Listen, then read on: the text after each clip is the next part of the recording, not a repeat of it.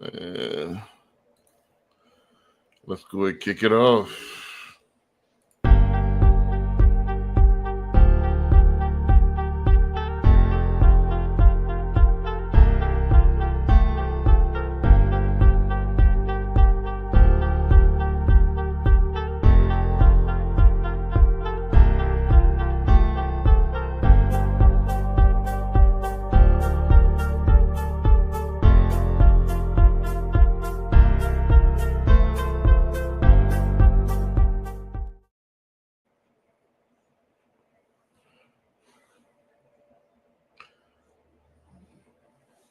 All right. Peace to the family.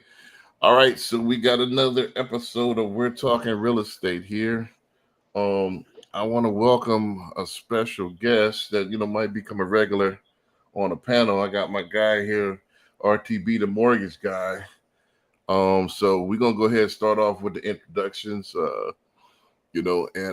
maybe some of the regular guests or regular panelists will come on here shortly. But let's go ahead and get it started. You want to go ahead, RTB? You go by RTB or you gonna go by your first name? Yeah, How you gonna I go? mean, on here on social on YouTube and social media, my handle is RTP, the mortgage guy. But Mhm. Rodrigo, um, Okay. yeah, So whatever you want to call me. all right. So we'll just go by Rod. You know what I mean? So that the people know. So I'm gonna go ahead and let you introduce yourself first, and then I'll go through all of my introductions, and then we'll go ahead and start get the show going. All right. So I got your banners already ready here. So you want to go ahead and introduce yourself? Yes, sir. So once again, Rodrigo Beltran, RTB, the mortgage guy. So a little bit about myself. Started off in banking, with a Mhm. major retail bank that most people would be familiar with. Did about 6 years with them. Did a little bit of time in the insurance industry, Mhm. and then insurance sales, insurance underwriting, um, homeowners, auto insurance, that type of stuff. Then I made my way into mortgage, and this is where I'm at. This is where I want to stay. I've been doing mortgages for about 3 years now. Gotcha. And this phone number right here, this is where they can get in touch with you. Yes, sir. That's my direct line there. So I can access any text messages that is sent to that line, from my phone. I Gotcha. mean, the reason I say that is it's kind of a weird thing to say, but you got digital phone numbers that you can access from the computer Mhm. and whatnot. So Right. yeah. Gotcha. So I'm gonna go ahead and do my introduction. Then I'm gonna ask you a few questions first before we get into our clips. Because we can start because this is gonna be the first panel that we got all mortgage guys on if Corey pop up. So so we're gonna start with a couple of mortgage questions and stuff like that. But let me go ahead and introduce myself. Again, my name is Brandon B. Dixon. It's MLS 1541210. It's at BNL Loan Officer on all social media. Also, you go to the YouTube at BNL Loan Officer as well. Like, subscribe, tell a friend to tell a friend. Comment during the show. We'll read it live as well. Um, if you want to book me for a consultation or if you want to apply for a mortgage, go to my website, www.applywithb.com. Also, you can contact me 832-775-8357. You call me 24/7 as long as it's about business. Also, don't forget I'm a licensed agent as well. So if you want to list, you want to lease, you want to invest, I could also find your property as well. Go to www.brandonbdixon.com. Last but not least, our investment club. If you want to get into real estate investment and you want to mitigate your risk, you want to just dip your toe in the water and you don't want to dive in, go to our investment club right here, www.cocinvestmentclub.com. All right, so let's go and get the show started. Let's get it cracking, man. So you've been in the mortgage business about 3 years. What made you want to get into mortgages? You muted yourself. I would say kind of just fell into it, but also I would say it goes hand in hand with, a lot of what I had already been doing. I just kind of brought all of the stuff that I already knew, just Hmm. brought it all together. Pretty much the financial industry, right? Banking, insurance, Right. underwriting. It just all came together. Um, you know, Probably what makes me good at mortgage loans is I think a lot of times it requires problem solving, Hmm. resilience and problem solving. You have people that come to the table and they want to get a house or some type of a mortgage loan for whatever reason, right? Because Hmm. maybe they already have the house, maybe it's a refinance, Right. and you take everything that all the resources that you have, and you figure out how to get the job done for them. Right. Right. Right. Let me ask you this: since you've been in the business, what are some of the best things that you've seen? What are some of your favorite things about it? Uh, I mean, me starting on the retail side of the industry, I started off as what you would consider like a refinance specialist, and so um, you have a lot of individuals, you have something precious, and you like Hmm. you don't know what to do with it. Uh, I take that precious thing, right? Pretty much equity, right? And I show them how to put it to good use, Hmm. whether it be like, you know, taking that equity to start a small business, or, debt consolidation. They're saving, 1,500, $2,000 a month, and all of a sudden they have that room to breathe, you know, be it just for comfort, or also, like I said, people who have other aspirations, right? Maybe they want to start their small business as well, and now they have the financial freedom to do so. Hmm. So, I mean, I'm hoping that answers your question. What's one of the more cooler things? It's that's I take great joy in that. I mean, there's also a lot of joy in helping people get into their first home or their dream house, and that Right. type of stuff. Right. But those are givens. When you go get into mortgage, you're not also realizing this whole other side of the industry. How you can, for the people that already have homes, and how they Hmm. can, how you can help those people. And Right. so that's something that I've taken a liking to. Gotcha. Gotcha. I mean, what's your number one ick? Like, what's the thing that you think is harder or was harder than you anticipated about the business? Uh,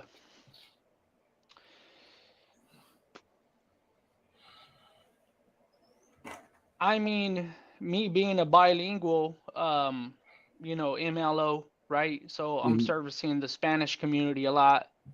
It's tough. It's tough because in the Spanish community, I just I, I usually say, like, whatever you're doing is probably twice as hard or twice as involved.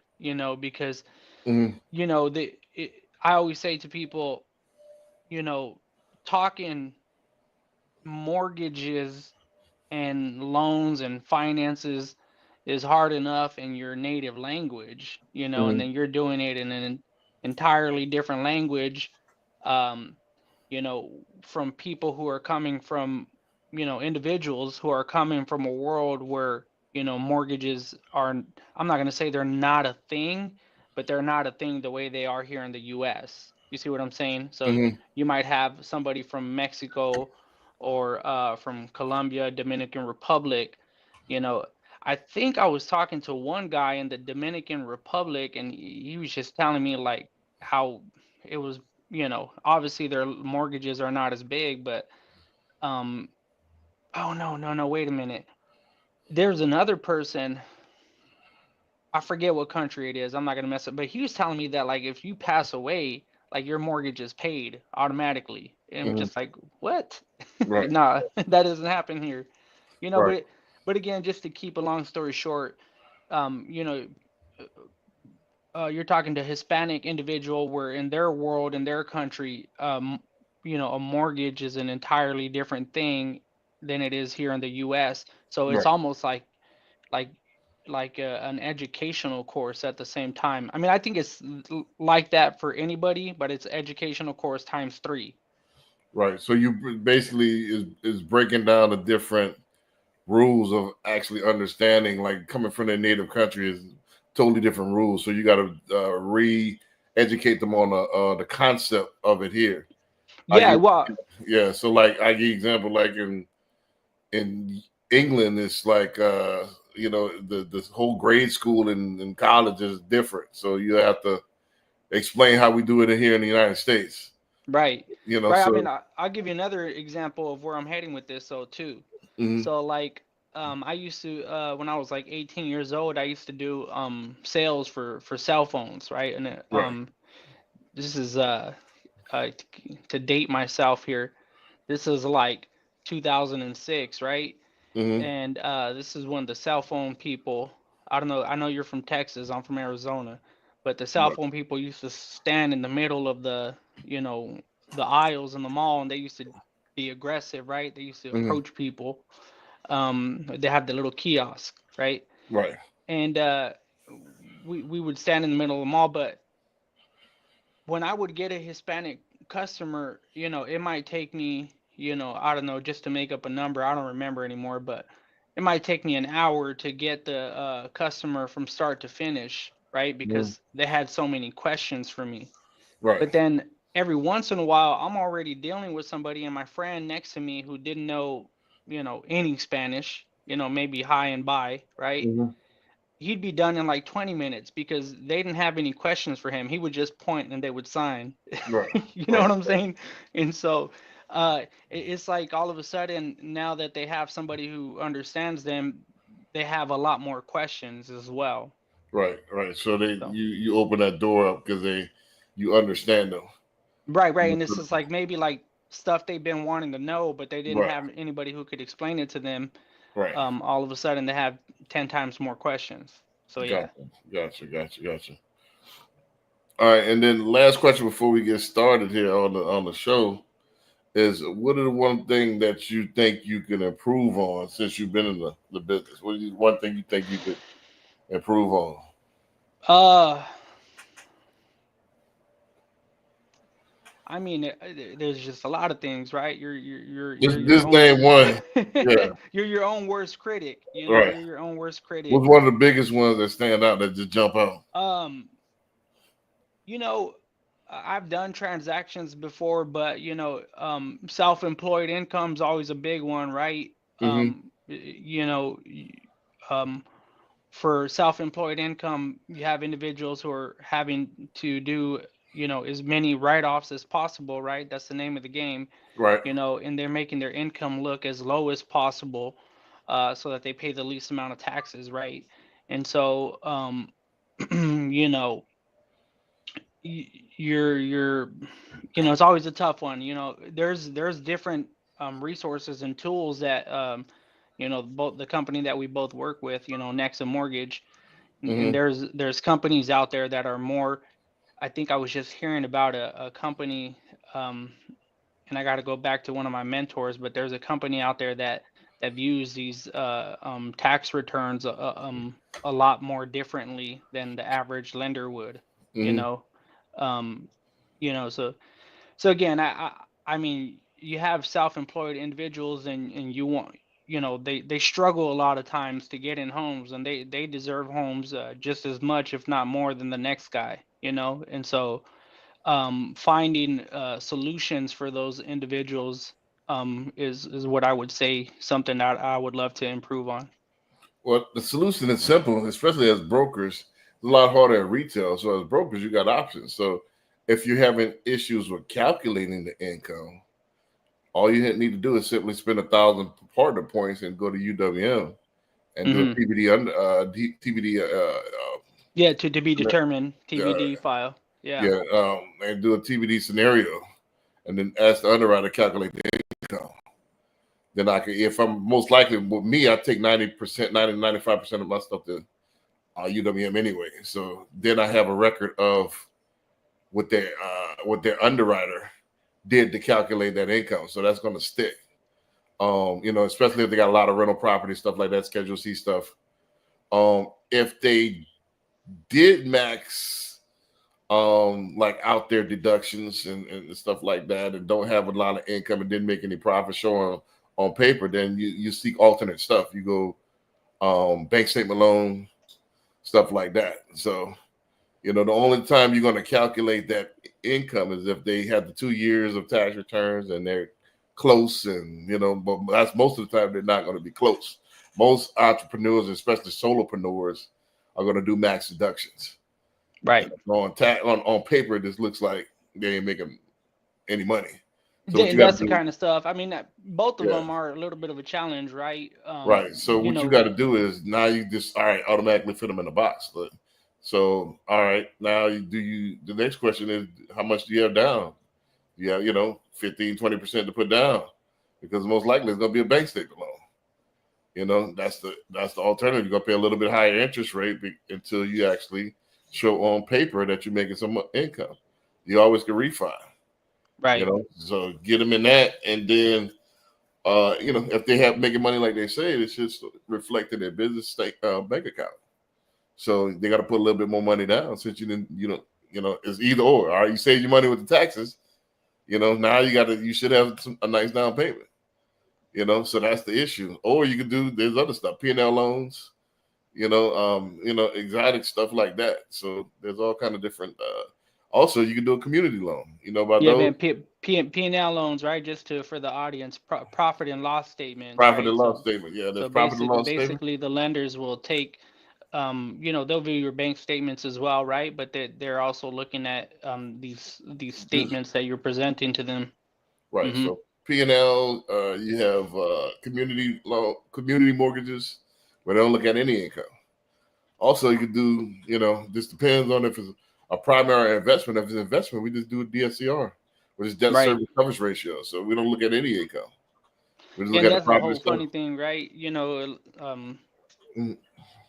mean, you can't do a DSCR on a primary, right? Right. That's the only thing is the primary. But what I would tell them is, like I said, this depends on the situation. Like if they're trying to get investment property and they are business owners, which happens the most, let's do DSCR. The only thing you have to put 15-20% down. You got to have the money. Other thing is, if it's primary, you can do community mortgage, but you got to have excellent credit and 20 to 25% down. Or, for investment as well, you can do hard money. So, and that's what we're going to talk about here on the show a little bit. We got a couple of investment clips. We got a couple of different things. So what I look at mortgages is decoding their story and putting them into products, fitting them into products as quickly as possible. That's what I look like. That's what I look at it as. Right.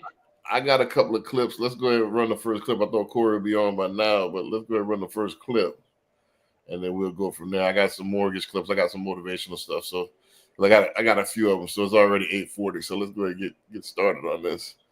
Okay. Give me 1 second. Let's go ahead and run this first one. And now these are going to be a little bit smaller. So, but let's go ahead and run it. Can you see the screen? Yeah, I can see it. I mean, I'm on a small screen here. I got the big screen up here. Let's go.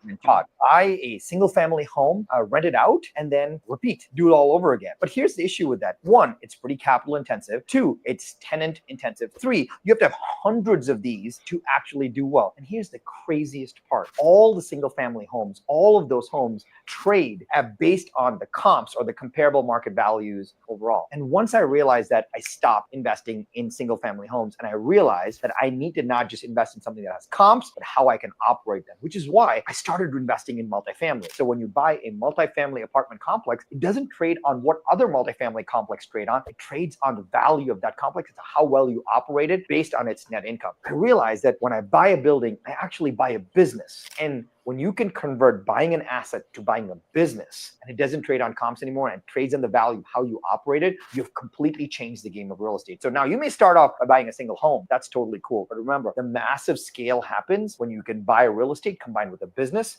Multifamily is a really good idea. So what's Bam. So I'll give you first crack at that to go ahead and react to that while I set up the next clip. All right. So I think I missed the beginning part there, and then also on the end I got a phone call. So let me make sure I caught the gist of it. So he's basically persuading or convincing his audience that single family homes were, well, he's basically saying multifamily homes were a better investment than the single family homes. The reason he was saying that is because he was basically saying that this multifamily structure, it's more based off of his track record and how he managed it. Was that the gist of the video? Right. And he was saying, like, as far as like really it's the actual cash flow of it, the actual how much it could rent for. So that's what the value is based on, how you run it and how you actually the actual profit of it. Right. So I mean, I'm seeing what he's saying there, but I mean, at the end of the day, right? It's just whatever you can get into. You know what I'm saying? He's talking from an established investor perspective. But my only take on this is like, get into what you can get into. Don't limit yourself. Don't say, hey, I'm not gonna buy this because it's a single family home. If you can get into the single family and you can't get into the multifamily, go for it. That's my biggest take on what he's saying. I mean, what are your thoughts? Right. Well, I think, like I said, it's just you got to have a strategy on what you're doing. If you will not get rich having one rental as a single family, actually, it's going to be probably more liability than anything. What happens is it's the better investment than a lot of other stuff. So let's put it like that. It's not a bad investment, but it's better investments if you want to talk about real estate. So single family, yes, you can make, some money. This depends on the situation. Like, if you're fix and flip, that's going to be the most yield. If you're buying something ready to go, you're not probably going to have a lot of margins in there because the margins already been taken out. You're not going to cash flow that much. You might get your note paid, which is good, but you're still going to ride the debt, so you got to have a strategy. If you want a real estate portfolio, yes, you could make some money off a single family. It just depends on how you do it. It's not what you do, it's how you do it. Don't forget, so if you got a single family, you always could, I don't want to give away too much of my strategy. I always let the cat out of the bag, but there's a way you can make money with a single family. There's techniques that you could do. Right. Corey, what's good? What's going on, fellas? Not much.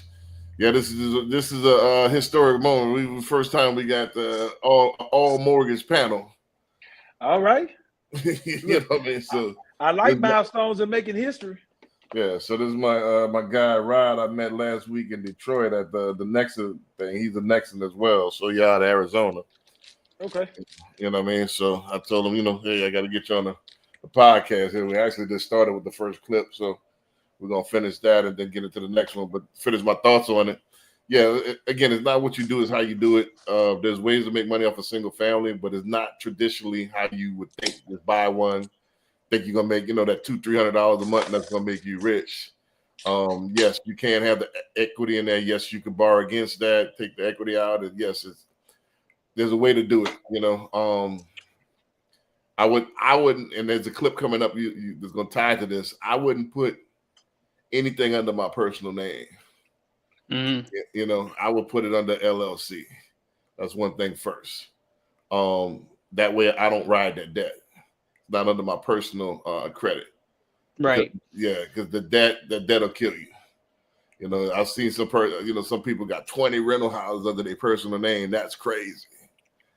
Even though it looks great on as far as like I guess I don't know I don't know what I don't know what, but it's a night. Most of the affluent doesn't have that many rental properties underneath their personal name. They might have a first house, second house, maybe a couple of properties. Most of them are under LLCs. Well, that being said, um, let me just speak to the audience here one more time, kind of let them know a little bit about what we have access to, right? You and me, being that we're under a major brokerage. Mm-hmm. We have lenders for people who already are established out there and have multiple properties. Mm-hmm. Lenders that will do pretty much a portfolio loan, right, where you could do all, 10 or 12, however many properties you have, do it all under one single mortgage loan. you Right, know so right. it's kind of just, I don't know, just something that just came to mind as you were speaking about portfolio and everything. But if there's any established investors out there, that's something that's appealing to a lot of people, just to have one single loan. Yeah, get those 10 properties underneath your personal name and put it under LLC and do a portfolio loan that way you have one note. I mean, that's a possibility as well. But yeah, I mean, again, it's not what you do, it's how you do it. There's ways to make money, but there's better and easier ways. Most people want it easy. So the easiest way to make cash flow and do it one at a time is to invest in multifamily. The thing is that it just depends on where you live. If you're, what part of Arizona you in? Right. So I mean, I grew up in Phoenix, right, what you would call Right. the greater Valley area. So Phoenix is, I mean, you got like 5 or 6 big cities that is all considered the Valley. Mm-hmm. But I recently moved outside of the Greater Valley, about an hour outside of downtown Phoenix, in Okay. a place called Santan Valley. But let me say something else too, though. About the multi-family structure. Mm-hmm. Like a little bit of an analogy that I heard one time. Like um I'm probably going to screw this up, but like, let's just say in the 1600s you were an investor, right? And people were investing in ships, right? And so Mm-hmm. like you could put all your funds into one ship, right? You could, I don't know, let's just make up some numbers, right? $10,000, you Mm-hmm. bought one big ship. Or you could take that $10,000, split it 10 ways, and invest 10% in 10 different ships. And the reason that was like a good strategy is because, like, if one ship sunk, you only lost 10% of your investment, right? Mm-hmm. So being multi-family structure, let's just say you have 3 or 4 family unit, you know, if one tenant leaves, you're only out one rent. You have 3 other properties, right? You're only out 25% of your Right. for whatever, you're eventually going to get another tenant. Right. But for that month or two, whatever it takes to get that tenant or that space filled, I guess that's another appeal to the multi-family structure, Right. right? Right. On top of the fact that you have more incomes, it's more sustainable. It's more foolproof.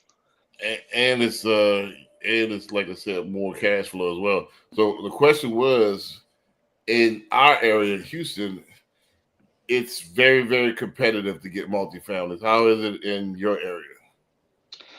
Yeah, I mean that's the way it's got to be, and too. I mean, because the stuff that we're saying here is not rocket science, right? I mean, and I've seen videos like that left and right. It's like the new genius thing to do, right? Mhm. Get into to a multi-family structure. So You it's know, competitive out there as well. yeah, definitely, Right, definitely. right.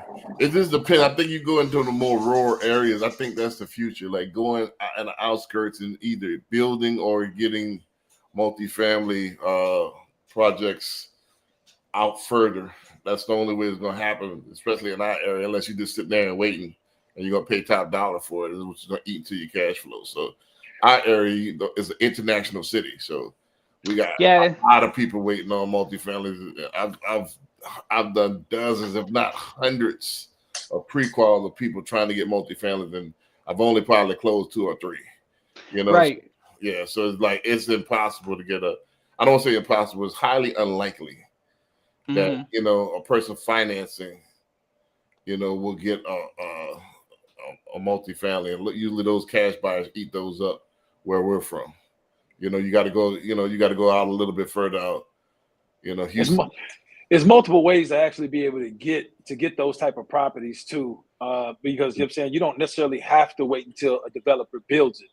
We Right. have plenty of land, you know what I'm saying, that has nothing on it. You could always choose to build it yourself. Right. That's And gonna then be you the could best choose bet. to sell it, or you know what I'm saying, just kind of keep it in your portfolio and make cash flow forward from it. But I want to go back to one thing Rod said that I actually want to add. When you're actually comparing multifamily to single family residential, is not only are you diversifying your risk, the other main difference that makes a big difference in your wealth is that when you're talking about commercial real estate, you're talking about forced appreciation. When you're talking about single family, there's not so much forced appreciation. You have to wait and see what the market is going to do. So what do I mean by that? What I mean by that is if you have a house that you did an investment property, you can go in and put Italian marble and all this other stuff in there. You know what I'm saying? You can greatly upgrade it. Mhm. But the truth of the matter is that you're not going to get more than what the market demands for it in that neighborhood. Well, if you're having a multifamily, you can actually create a laundry room, or you can you can increase the rent, and then you can create thousands of dollars and increase the value for commercial property. So when it talks about difference between the two, I think Mhm. forced appreciation and depreciation is the major things, you know what I'm saying, people need to consider. Well, that's what the clip was about. That's why the actual clip was about. The guy said it take you hundreds of single families to really, really hit it big. It's like, and that's because of the way it's valued. It's value based Well, on market. that's I like the way Corey explained that there. He actually explained it better than the video did. Mhm. Because basically that is exactly what the guy in the video was trying to say. That is how you manage the multifamily structures that matters. Because that's basically where he was going with it. But you did a better job at explaining it, because now it's like, okay, you have the multifamily structures, but what are the amenities or features to that structure, because depending on what those are, it's going to allow you to increase the rent, and then Mm-hmm. therefore have more valuable, what it could be, just be the simplest things, parking space. Hey, this one Yep, has two or easily accessible parking space, or we got a washer and dryer for every unit. yep, Just the simplest things that all of a sudden allows you to increase that rent. absolutely. And Gotcha. it makes a drastic difference. Even just the smallest $10 raise in rent, you know what I'm saying, makes a difference. The difference between covered parking and uncovered parking. So you're saying once the biggest thing is getting into the actual commercial, the multifamily, regardless if you syndicate or choose to do it by yourself. But once you get in, you can always, kind of have an idea of what you need to do in order to increase the rents and increase the value of the property. Gotcha. Let's get to this next one real quick. And it kind of relates to this previous one. Boom. Can y'all see the screen? Sure they can. Top 3 brutal mistakes I see all new real estate investors make, plus solutions for those mistakes. Mistake number 1, using personal funds to buy deals. They save their W-2 income for multiple years at a time and live frugally, all the while saving up enough money to buy one rental property. I have been able to buy $50 million worth of real estate using private money lenders, hard money lenders, and small local banks. So I'm building wealth, and I'm not using my own money to do it. The second mistake, they try and time the market. It is actually impossible to perfectly time the market. The longer you wait, the longer you're delaying your path. There is no perfect time to invest in real estate, and no matter what the market is doing, there are opportunities for you to make money. Real estate doubles in value every 15 years, so if you didn't invest yesterday, the best time to invest is today. Number 3 is they try and do it all themselves. Whether it's ego or vanity or stupidity, new real estate investors think that they have to do it all themselves, and they don't lean on other people's knowledge or other people's skills to help them grow. If you'd like to learn how to avoid these mistakes, plus a lot of other mistakes that new investors make, Make sure to like this video, shoot me a follow, and comment the word new, and I'll send you an absolutely free training that will help you avoid these mistakes. Here are the I'm gonna start begging for likes in a second. I see all them boys be begging for likes, man. You know, so Big thing. Like and subscribe. like and subscribe, everybody. You know, so go ahead and like and subscribe to this video. By the way, Yeah, you you got know, to do it. so It's a call to action. You got to do it often. right. So I'll go ahead first on this one, and I'll let y'all react while I get the next clip. So I'll go ahead first on this one. I mean, yeah, that's the thing as far as investors. I'll start with the retro first. Is ego. That's why I started the collaboration of a competition investment club. You know, most people want to do everything themselves, and I read a quote one time. It's like the broke people compete, rich people collaborate. You know, so and people have been collaborating, you know, for years. So if you don't have the knowledge to do it, you know, you could soak up game from somebody else and actually learn how to do this off of somebody else's back and mitigate your risk. You know, so that's the best way. A lot of people want to jump in the water and they don't know how deep that water is. It could be 3 feet, it could be, you know, 10. You don't know. You just diving off that because I got some money, or you know, I just want to do it all myself. Another thing is like people think, like the guy said earlier as well. You think you got to do it all your money. You don't need a lot of money to start investing in real estate. People don't realize you need money. No, don't get me wrong. Now, you need a little bit. But you could get, if you're doing fix and flips, man. I got banks that'll do, you know, up to 70% of the ARV. You know, that's after repair value. So, you know, a lot of times this depends on the property. If you pick the right property, that's another thing. Is the knowledge to pick the right property. Sometimes you come out with disclosing costs. You know, so you can't be. You know, I got deals like that. So it's not a whole bunch of money to get into this thing. Just get started. I like what he said is like, hey, this doubles every 15 years. So if you ain't started yesterday, you need to start today. You know, so people be, yeah, you know, I'm gonna wait a few years. Why? But you're gonna buy this $100,000 car. You're gonna stretch yourself to buy this purse, or you're gonna stretch yourself to buy these clothes. Like, man, you need to take that money and get a rental property. You know, we'll put down on the stupid stuff on a vacation and stuff like that. Like that rental property could have paid for your vacation. So somebody wise said, get an asset to pay for your liabilities. People want to just get the money and pay for the frivolous stuff and it's gone. But if you pay for asset, it's going to be the gift that keeps on giving. You know, so it's just a matter of discipline and mind frame. You know, I'll go ahead and let y'all react to that, and I'll set up the next one. Go ahead, Ryan. All right, right on. I mean, my biggest takeaway or thing that I wanted to comment on there is, you know, his number two, right? So just to kind of go back through them, I think number one, there's probably a trick to number one, right? There's a skill to learning how to use other people's money, right? Um, you know, there's people that specialize in that in YouTube.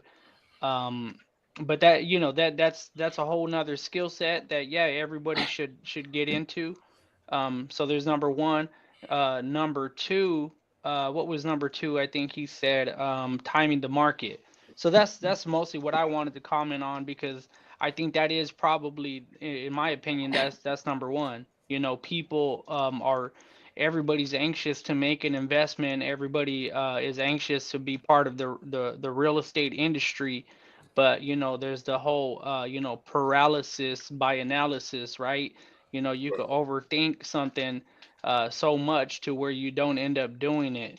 And the truth is that, you know, in every economy, there's a way to make money. You know, you just gotta create. You know, there's gonna be a benefit. You know, when the interest rates are low, sure, you're buying you're probably competing with a lot more buyers in that economy. You're probably buying at an inflated cost because interest rates are low. But hey, you know, who cares? I got this low mortgage payment and I have cash flow. You know, interest rates have been high for the past couple of years. Well, guess what? Mortgage values came down. You're more likely to build equity in this house in the near future, as interest rates swing back in the other direction. So, in one economy, you're taking advantage of the low mortgage payment, and then the other economy, you know, you're taking advantage of the fact that this property is probably going to create equity a lot faster. So there's a benefit to every economy. You just gotta build a game plan and go forward with it. Don't overthink it. Hmm. Yeah, my biggest thing is, you know what I'm saying, the first point that he talked about is using other people's money. Um, I think is a great point to a certain degree. Um, I think certain people have stomachs for being able to handle other people's money. I know for myself, you know what I'm saying, I didn't necessarily have the stomach for it because I couldn't sleep with somebody else's money on the line. And investments are just that. There's a little bit of risk to it. You know what I'm saying? If you lose, you rather be losing your own money versus, you know, having a fight over turkey dinner, you know what I'm saying, on Thanksgiving because you lost one of your family members' money. But I definitely think, you know what I'm saying, it is a way to actually kind of increase your position because if you are able to talk to like-minded people, whether that be family members, friends, strangers that you meet at a meetup, whatever the case may be, they can provide the money. You provide the effort as far as work. You're checking on the project every single day. You're making sure the contractor's doing what they're supposed to do. Everybody has their value in the deal. Everybody makes money at the end of the deal. So there's many ways to be able to go ahead, you know what I'm saying, and use other people's money to get into the deal. The other thing is this too, is that a lot of people make the mistake, as he talked in the video, a lot of flippers make a mistake. I'm going to save money because I'm going to do it myself. I'm going to redo the plumbing. I'm going to redo the electrical. I'm going to do this, that, the third. I'm going to hang cabinets. I'm going to watch YouTube videos along the way. But what you don't understand is if you get into that deal with hard money, you're anywhere 10 to 13% right now. So you're saying if you get into that deal with hard money and it takes you twice as long to pay to actually do the work versus paying a contractor, you've saved nothing. You've done nothing, you know what I'm saying, as far as add value to that deal. Just because you want to say and stick your chest out that I did this or did that, it doesn't help you and it doesn't help your bottom line. So at the end of the day, just pay the extra money, have a skilled tradesman knock that out, and then now you're more so working on the business versus in the business. Right, right. Right. There's no as they say, time is money, but I guess there's I'm not gonna say there's no greater example, but that phrase applies here as much as any, right? Basically, you want to get in and out of these properties as fast as possible so that you could get on to the next project and make Absolutely. double your money again. And so like, yeah, you might have saved, $15,000, let's just say in construction costs, but you could have already been on the next project and already made another 30, Mm-hmm. Yep. right? And then and to Rod's point, you're saying, if you're not there at the actual house hanging cabinets and stuff like that, while your contractors are hanging cabinets, you could be out looking for the next deal that you can lock up, right? You know what I'm saying? It's the opportunity of leverage. Leverage is the biggest thing. And the one thing you want to do is leverage your time. You want to be doing something efficient to help your business grow. You're not going to be able to grow if you're working and doing something on every single project, trying to get the deal to the finish line. Right. Unless that's your business that you do roofing or do contracting yourself. So unless you could, Correct. that's Unless it's your that's your skill business. trade. Yeah, But but even then, And, you have a crew, right? If you're a mm-hmm. contractor, you have a crew, and yeah, you're probably gonna save $5,000, but it's not gonna cost you anything extra because your crew came in and knocked it out. You're off looking for the next deal, managing the next project, looking for the next money grab, basically. 100%. 100%. That totally makes sense. I agree with that. The other thing, you know what I'm saying, that I wanted, the other point that Rod made earlier, you know what I'm saying, that I wanted to speak on is that in any economy, there's an opportunity to win. The opportunity just changed depending on the actual economics of what's going on in the market. There's never a bad time to get into real estate. There's never a bad time to buy an investment deal. I think, you know what I'm saying, people have to kind of change their mindset the way they look at these investment deals. I kind of look at them as a forced savings plan that somebody else is paying into. So, you know what I'm saying, every time they actually pay the rent, you're not paying the rent. It's not coming out of your pocket. Whatever cash flow goes over that, that goes into your pocket to spend on whatever it is that you want to save money and spend on. But at the end of the day, you look up in 10 years, now you have $50,000 or $60,000 of equity in this property because the actual tenant has paid the balance down and the equity has continued to appreciate. Now you can take that $50,000 or $60,000 that the tenants pay for and the tenants put into that property, and then you can do whatever you want to with it. You can choose to go on vacation. You can choose to, get you a new car or whatever the case may be. So the best thing to think of it is as a forced savings plan that, hey, look, I need to get this other property to where, you know what I'm saying, I can have somebody else help me accomplish my goal. Help me get to that financial freedom that I'm trying to get to. Right. Because if you get enough of these rental properties and you get enough cash flow to cover your bills, you're technically financially free. You can go do whatever you want to do. Right. I think that's the lure. I think people think they don't have the actual vision on what they how to look at it properly. I think with the market and real estate, they kind of look at it like the IG people say, thinking it's going to be instant riches, and it's more of a pragmatic approach. Like Corey just said, it's more of a long-term approach if you want to do it successfully. So everything is not going to be, hey, I got this rental property, next year I'm rich. That's not how this works. So it's better than putting it into a savings account. It's getting you a rental property, because not only you got the actual property, people are paying it down, and then it's appreciating in value. It's better than, spending it on that new car, because once that money's gone, that car is going to depreciate, and that money's never coming back. So it's better than, so you got to look at it like that and have a long-term approach. I got a few clips, so let me go ahead and get to the next one. You got it. Yeah, so, and you're going to kind of see the theme of this week's theme. Well, this week's theme is get that money. That I made as a new real estate investor. 1, doing verbal agreements and not having a written contract. 2, paying contractors before they start the project, and I was paying them in cash. Now that's a big no-no. 3, buying properties in my personal name. Now that's a real big no-no, but that's a conversation for another video. 4, going with the cheaper contract. You ever hear you get what you pay for? 5, fixing up the property as if you moving in. You don't want to get too personal with it. 6, not having a strategy. I didn't even have an exit plan. 7, not being a better negotiator. 8, underestimating the cost and the scope of the project. 9, not keeping the paper trail. 10, which is the most important one, because I would have not had made so many mistakes because I was trying to do everything on my own. And that's not having a mentor. Those mistakes are expensive, and I could have put that money to use by hiring a mentor.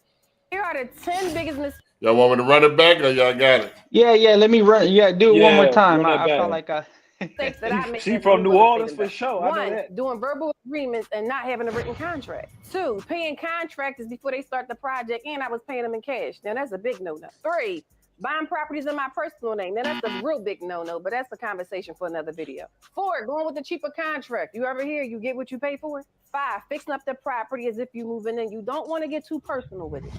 6, not having a strategy. I didn't even have an exit plan. 7, not being a better negotiator. 8, underestimating the cost and the scope of the project. 9, not keeping the paper trail. 10, which is the most important one, because I would have not had made so many mistakes because I was trying to do everything on my own. And that's not having a mentor. Those mistakes are expensive, and I could have put that money to use by hiring a mentor. Here are the 10. Well, so I'll let y'all go in on that real quick. I'll reverse the order up. Yep. So my take on that is, you know what I'm saying, she said a mouthful as far as those 10 things go. One thing, you know what I'm saying, some of the stuff, kind of agree on, or whatever case may be, and then some of the stuff not. I think, you know what I'm saying, in a world of fraud, you know what I'm saying, it's going to be hard pressed to find a contractor to start work and you paid them actually nothing. My principle is to at least pay them 10% of the cost so that they can get started on the materials. I'm not here to kind of front you labor and all this other stuff. That's on you. That way, one, you know what I'm saying, they can feel secure that, you know what I'm saying, they're not going to start a project and you're going to screw them out of money. But then they're actually able to have the money to go get the materials to get started.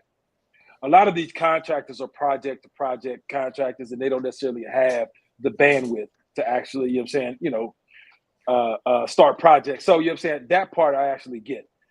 Mentor, absolutely agree with that. It'll save you a whole bunch of headache, but you have to be careful about the mentor that you get. Some of the other things some of the other mistakes that she put on there was good value. I can't necessarily remember them all, but she made some great points. But at the end of the day, you know what I'm saying, you definitely, those mistakes will be eliminated just by number 10. Just get you a mentor that you can actually call and ask questions with, because every situation that you run into, every deal that you run into is going to be unique from any book, any video course that you actually purchase. Right. So you need a real live person that you can say, okay, well, look, this is the situation. These are the variables. What you think? And that person can help guide you to save you money and stop you from making mistakes. Right. Rod, you want to get in on that? Yeah, funny thing is, like, hearing about all of what she said were her mistakes, and they costed her money, and this, and headaches, and this and that. But you know what? Sometimes you got to make those mistakes. That's my takeaway from watching the whole video. You got to be resilient. You got to go for it, and sometimes you got to learn on the job. You're learning. Oh, I should have asked this question. Some things you're just never gonna learn until you go for it. So that's my takeaway in her whole. Yeah, you try not to learn things the hard way, right? We all do, but sometimes that's how it goes. But I mean, to actually comment on some of the things that she went over, um, uh, with contractors, kind of like I said, learning on the job, right? The more deals you do, you're gonna learn which contractors you like doing business with. Absolutely. Which ones speak your language, which ones do things the way you want them done. So again, you might have to go through 2 or 3 different projects before you find that guy. You know, I think she said a big thing that maybe a new investor will do is, like, they're really worried about trying to fix up this house the way that they would want it. I think the saying that comes to my mind is, like, don't sell out of your own pocket. Don't think that just because that's the way you would want it, that's the way everyone else would want it. You gotta think. With efficiency. You got to get in and out of deals as fast as possible. And sometimes too, you got to leave a canvas for the new homeowner, right? Sometimes everything doesn't have to be done, because you might have buyers that want to come in and put their own personal touch on things. You know, um, don't go with the cheapest contractor. The saying there, you a lot of times, you pay for what you get. Uh, the cheapest contractor is gonna probably do the worst kind of work, and you're gonna end up having to do the work again. You're gonna pay double. You know what I'm Absolutely. saying? I learned that one on a car deal. So, I bought a car that had been in an accident, and I thought I was gonna put it back together, and then, oh my God, it turned into the worst headache ever, right? Yeah. Those are the, like, just like Corey said, she kind of went over a lot of stuff in a short time frame. But again, just to kind of reiterate, you do your best, and then you learn from every transaction, and then you come back and you do better the next time. The whole point is just being resilient and getting through it, and then Yep. trying again. Let me piggyback off of what Rod said real quick. Because he brought up a point that I think is very important as well. Is that, saying, when she brought up the point of actually you get what you pay for, I actually, can testify firsthand. Painting is one of those things when you actually do a rehab project that it seems so easy. Oh man, you just get a bucket of paint, you just slap it on the wall. But it is one of those things that is one of the most skilled trades that you got to have in order for it to turn out right. And I actually had a project to where, you know what I'm saying, I figured, man, I'm gonna go with the cheaper guy, even if he does a decent job, then you know what I'm saying, I mean, it's good enough, right? And it was the shittiest job ever, you know what I'm saying? You know, he didn't sand down anything, he painted over, he didn't prime anything, you know what I'm saying? It was just absolutely terrible. And then now I have to pay another contractor to come in and undo what he did. So it cost me double the amount of money. So you know what I'm saying? From firsthand experience, I can tell you, be very weary of the cheapest quote. Make sure you actually do your due diligence. It's not to mean that they're bad at what they do, but it just means you need to take that extra step to make sure that they're good or even decent. Yeah, you know, just thinking about painting, right? A lot of times, you know, maybe you got to strip the old paint. Maybe there's already peeling paint. Are you gonna tape? You know, are you gonna tape? Or are you gonna freehand? You know, if you're not gonna tape, you know, how good is your hand? You know, because I know a painter who will freehand, but you know, he's good. You He's know, good at it. Yeah. so Yeah. Gotcha. um, I'll go ahead and yeah. put my 2 cents in, and then I'll read the comment. I got a comment coming in. Y'all keep the comments coming in. Don't forget to like, subscribe, hit the like button. Oh, there you go. There go the plug. All right, B. Right. So yeah, I'm gonna keep, you know, stay on my moderator stuff, man. But yeah. So I mean, yeah, she said a mouthful. I mean, the number 10 was my thing. We always preach. You know, get a mentor. You know, mitigate your risk. You're gonna pay for it at the beginning, or you'll pay for it with mistakes. One of the things that stuck out to me as well is that don't put your standards on everybody else. And I'm seeing that especially with the younger generation. Like what I think is standard is well above their standards. So a lot of the younger generation, they just want somewhere to live. They're not into the marble and the stone and all the stuff I'm into, the exquisite stuff. So I got to take my lens off of stuff and put it, the necessity lens when I do things. And so that saves you a lot. So my standards you can't put on your project standards. You got to take the emotions out of it. So that was the biggest thing that stuck out for me, because I'll do it like I would want it to be done. Another thing is like, definitely you get what you pay for. Knowing the right contractors is one of the things, and know what to look for when they make mistakes. You got to actually manage that thing. You got to manage the project because you got to manage the manager. So you got a project manager, you got to manage him. So that's what people don't understand. Like there is no such thing as absentee investing in this real estate thing. So it's not a passive thing. You can't just throw some money at it. Okay, and then all right, I'm at the closing table and it miraculously flipped itself. Nah, it's you got to make a deposit before you make a withdrawal. So you got to manage that project, get the right people. You got to stay on top of it. You got to do your figures. You got to get your attorneys. It's a lot of stuff. It's not just find a house. Oh, I love this house, and let's make some money. Well, that would probably, you actually, to my point, one right? Second. Oh, go ahead. Yeah, once I yield the flow, then y'all get in just to keep it organized. But yeah, so there's a lot that goes into it. It's not just throw money at it. You got to go ahead and do your due diligence, and you got to have be armed with knowledge. Last thing I want to do is comment on one of the things that she said as well. And I don't think she's from New Orleans, though. I think she got a little bit more of the East Coast accent to me. I don't think she really. Yeah, I don't think she. But now one of the things that she said that stuck out to me is you always got to put more money. I'm learning this right now. Put money to the side. Whatever they quoted, put another 15% to the side. Contingency. Yeah, you got to do that because there's always some BS that's gonna pop up. Always. You know what I mean? Like I got a project right now. Energy. I talked to Energy 2-3 times. They never told me anything about this. They called me last Monday. Oh yeah, you need a transformer out here. You never told me that. Why you tell me? So. Oh yeah, to see the pole. Yeah, you're supposed to put it at 75 for this 82. Ain't nobody ever told me that. So I got to move a pole. You see what I'm saying?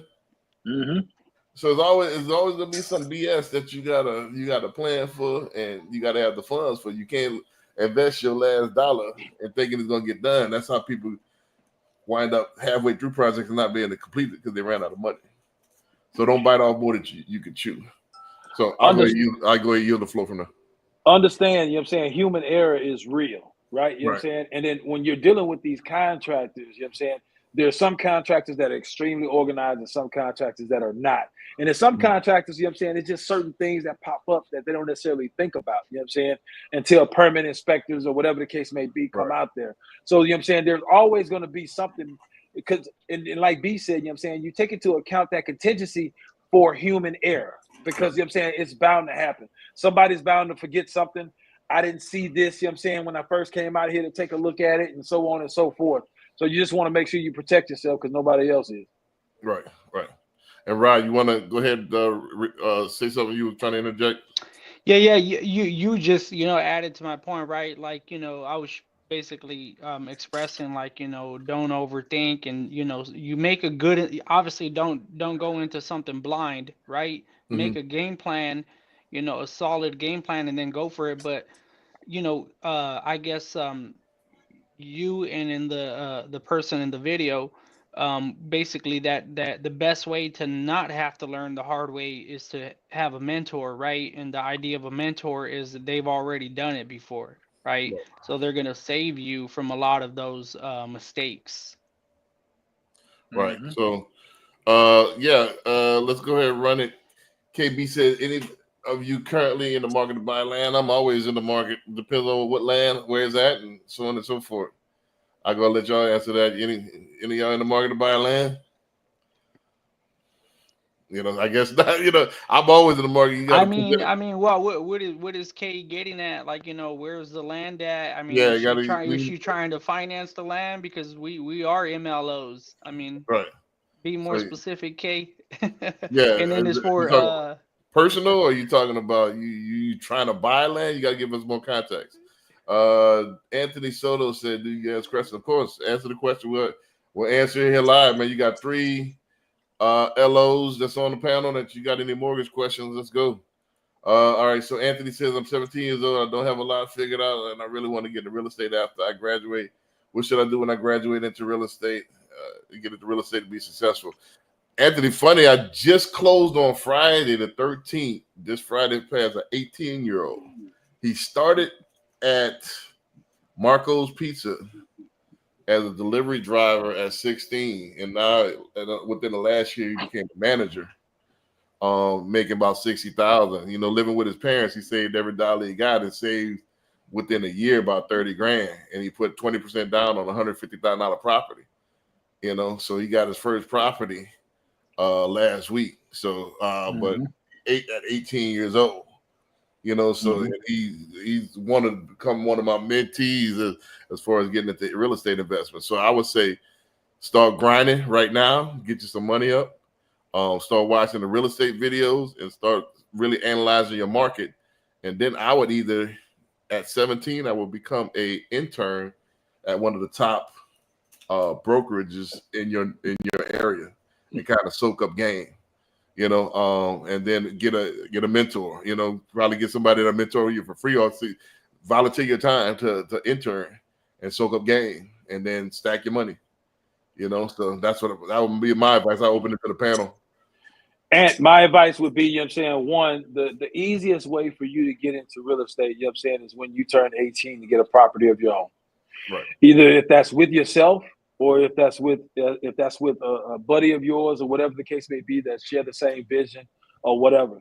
The idea for me is, you know what I'm saying, to actually get yourself in a position where you have a consistent job, for one, that's paying you money, and then try to get yourself into some kind of multifamily. If you get yourself into a multifamily, you know what I'm saying, you can actually rent out another unit, or get you a property manager if you just kind of, you don't have the mindset to deal with a bunch of, stories and, stuff going on and this, that, and the third, or whatever the case may be. That would be my first thing. My second thing would be go to meetup.com. Find you a bunch of group meets in every single city. I don't care what state you're in, whatever. There is a ton of meetups with people that just talk about real estate. people that share wholesale deals, people that you want to get around, you know what I'm saying, that's like-minded. Those are the people that you want to get with, you know what I'm saying, in order to continue to be motivated. It's kind of your church to keep you accountable, to actually do something and move forward in real estate. And you're going to learn a lot more just going to those meetups and talking to people and getting there and listening to other people get up there and present about what they have to offer, the deals that they have on the table, and so on and so forth. You can read a ton of books, but the number one teacher that you won't forget is experience. Get out to a meetup and actually experience what real estate is. Right. Rod, you want to get in on that? Yeah, I mean, Anthony, I would say there's obviously, right, there's more than one way, right? Couple of neat ways that I can think of, you know, you know, get a solid job, right? Get some job history under you so that a mortgage company will finance you. Nothing, not rocket science there.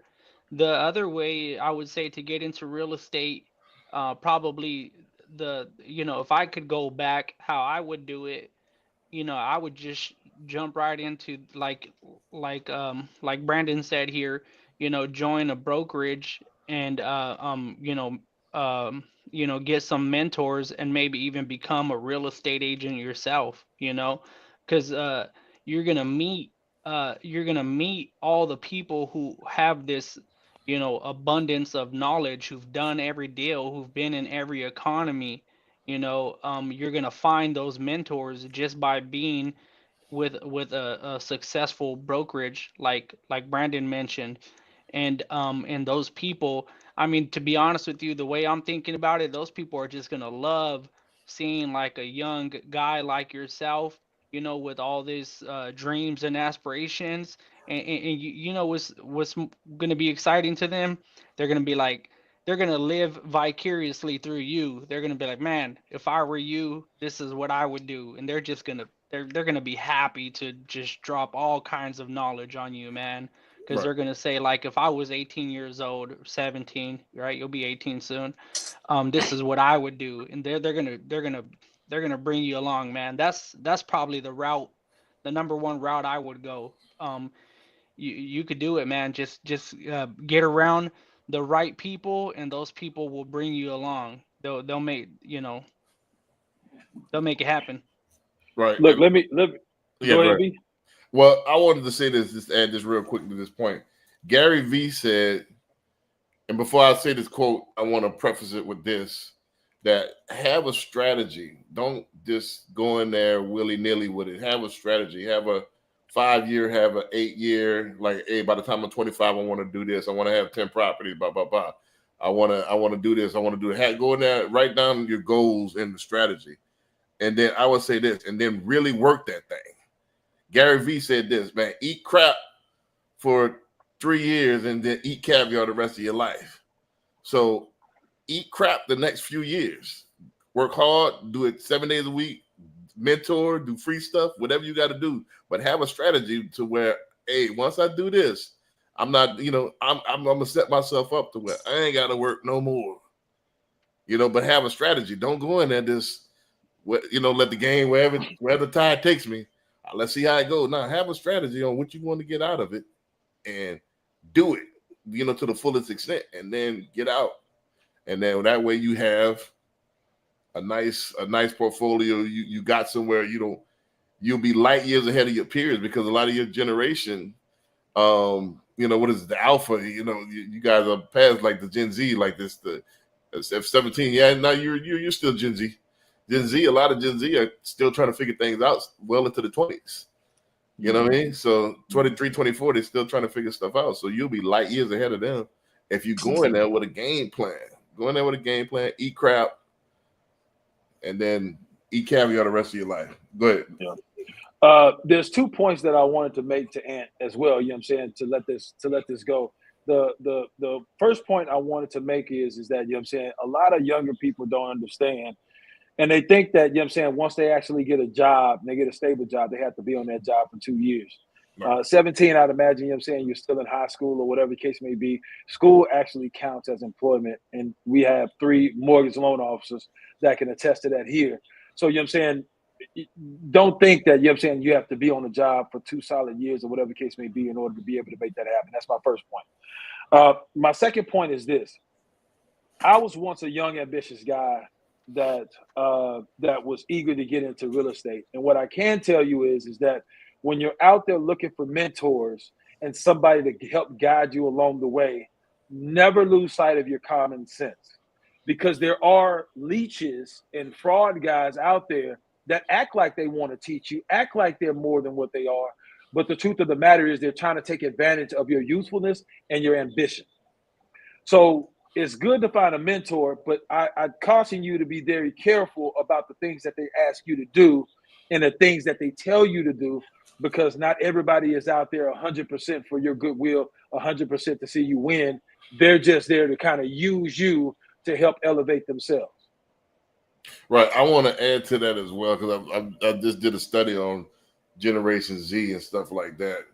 I'm gonna tell you how to look for that.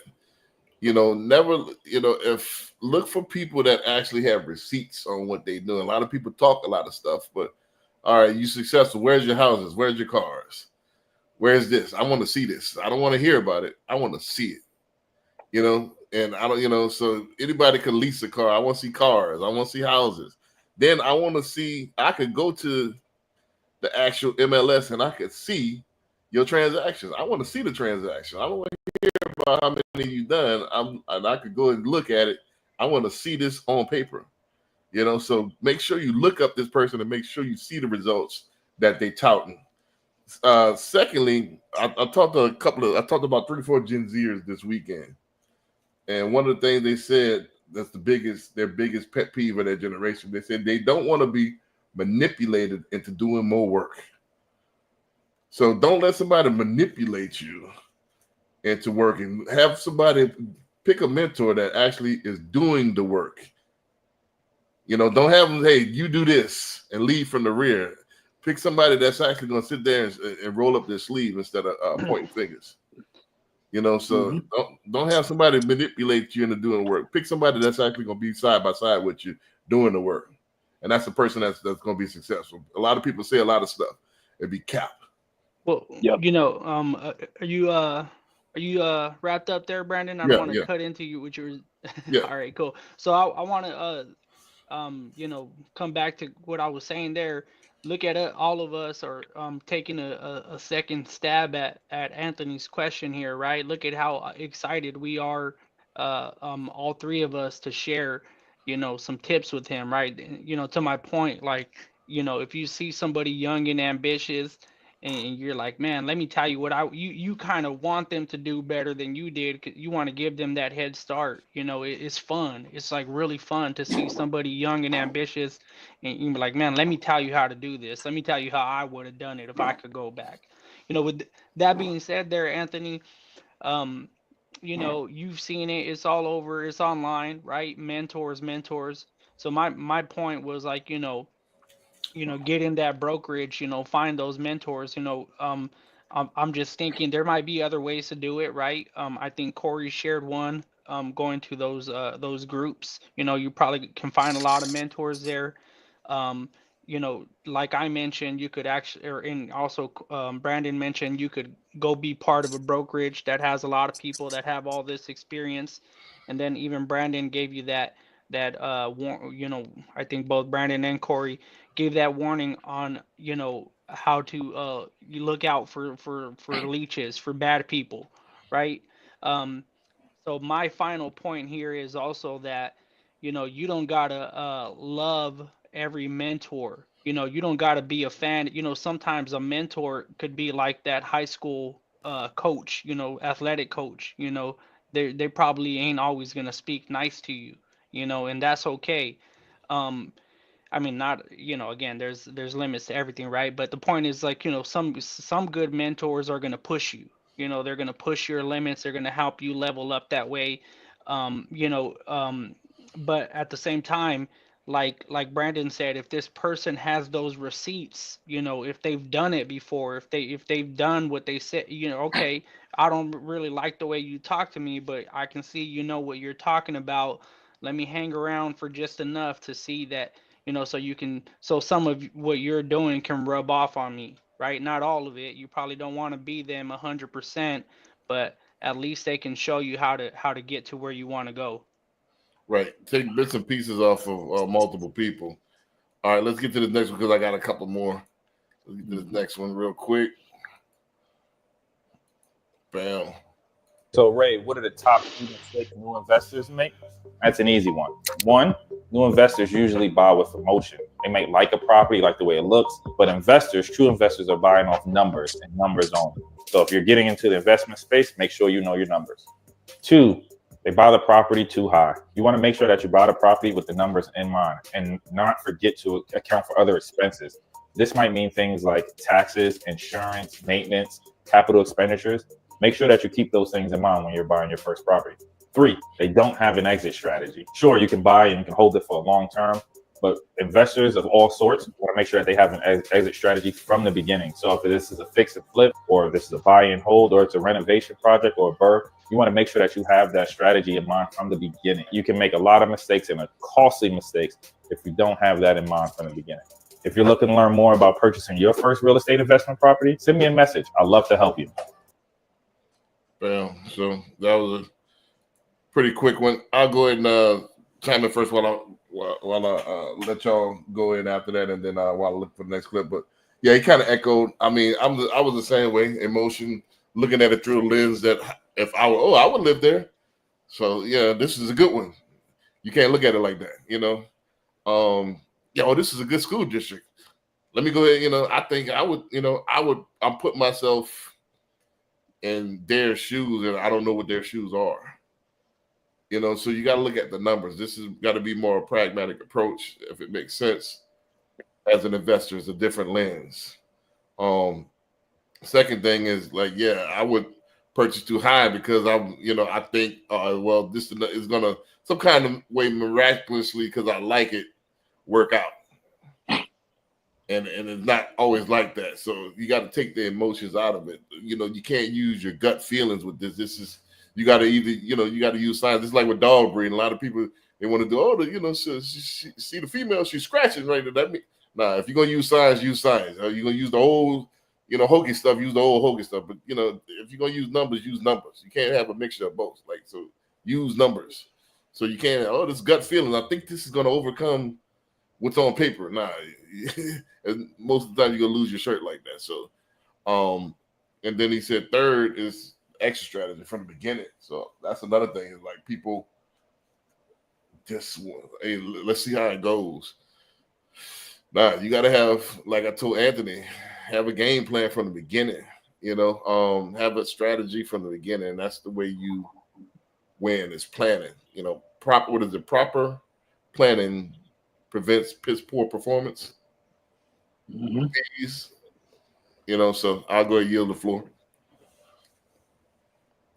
It's all yours, Rod. Okay, cool. I'll just go to I was in car sales at the age of 18. And I remember, that's like the first thing that they want you to learn there, right? To get somebody emotional, right? Don't talk about how much the car costs. Don't talk about their budget. Get them excited. Oh, look at this. Look at these leather seats, right? Look at these TVs. Imagine, get their emotions going. Imagine how you would feel driving to work in this every day, right? You're making these buyers emotional, right? And as a result of that, they're gonna make a poor decision, right? So an emotional buyer is a bad buyer, right? So yeah, just to kind of reiterate that point, right? That was probably the biggest takeaway, in my opinion, of the video, because if you're not an emotional buyer, it's just got to come down to the numbers, right? Simple as that. Um, basically, that's a whole nother strategy, right? What numbers are you going to look at, right? You're looking at comps in the area. You got to determine whether this property is undervalued or overvalued. If you're going to buy it at a low value, how do you get it up to top dollar? What's the least amount of work you have to put into it to get it there? Like you said, Brandon, have that exit plan, right? You gotta literally write it down on paper, right? I'm gonna be in and out of this property in 3 months, in 4 months. Don't because as we were discussing earlier in this video, time is money. Depending on how you got into this property, every month that goes by, you're going to be making some type of a payment um, on this property, right? And every month that goes by, you're losing money. That's it. Another thing too is it's not that economies change too fast, but that's another thing, right? Economy could change in 3 months. Doesn't really happen too often. Economies usually drag out a little bit longer, but the thing is too, you got to make those deadlines. Yeah. The only point that I would make as far as it goes to that, you know what I'm saying, is that you want to be an investor. You want to start everything you want to, as an investor, you want to reverse engineer it, as we call it. You know what I'm saying? You want to start with the end in mind. All right. So, you know what I'm saying? Once I get this property done, what am I going to sell it for? You know what I'm saying? What's my ARV on this property? And then work it backwards from your calculations. You make money when you buy, not necessarily when you sell. So, you know what I'm saying? If you don't buy it right, you're not going to make any money in the end. It all starts in the beginning, period. And then as you first get into real estate, you know what I'm saying? My thing is make sure you build enough cushion in there, you know what I'm saying, to take care of the mistakes that you're going to run into when you first start off. So a deal with slim margins, maybe an experienced investor would jump into, but maybe that's not the right deal for you. Maybe you wait until the next deal comes along where it allows for a little bit of a leniency. You can make a couple of mistakes and still make some money on it. Maybe you don't make as much money, but you're still able to make some money on it and learn some lessons as well too. The other thing is that there has to be a little bit of emotion or a little bit of personal touch, in my opinion, to it. There's some properties out there that may be a great deal, but there's a reason they are great deals. Maybe the layout of it is completely retarded. You got the fireplace in the middle of the living room or something like that. The curb appeal is not necessarily enticing. There's reasons why, you know what I'm saying, great deals on the market. You have to put your personal touch to understand, okay, well, look, even if I do fix this up, can somebody pull up to this house and say, okay, well, this is a house that I would actually choose to live in? And if you can't come up with a goal or a plan to reconstruct that house, to give it great curb appeal or give it a better layout, then it's best to leave that deal to somebody else. So a little bit of personal touch, you know what I'm saying, is good, but not completely. It's all boiled down to the numbers. Gotcha. I'm gonna go ahead and hop right into the next clip because I still got a couple more on that. So let's go ahead and hop to this next one. Boom. Top 3 real estate questions that I get asked all the time and my opinions on them. So let's go. Top 3 real estate trends to look out for in 2025. One is real estate tech. We have Simple at Serhant, which is our AI-powered workflow automation system.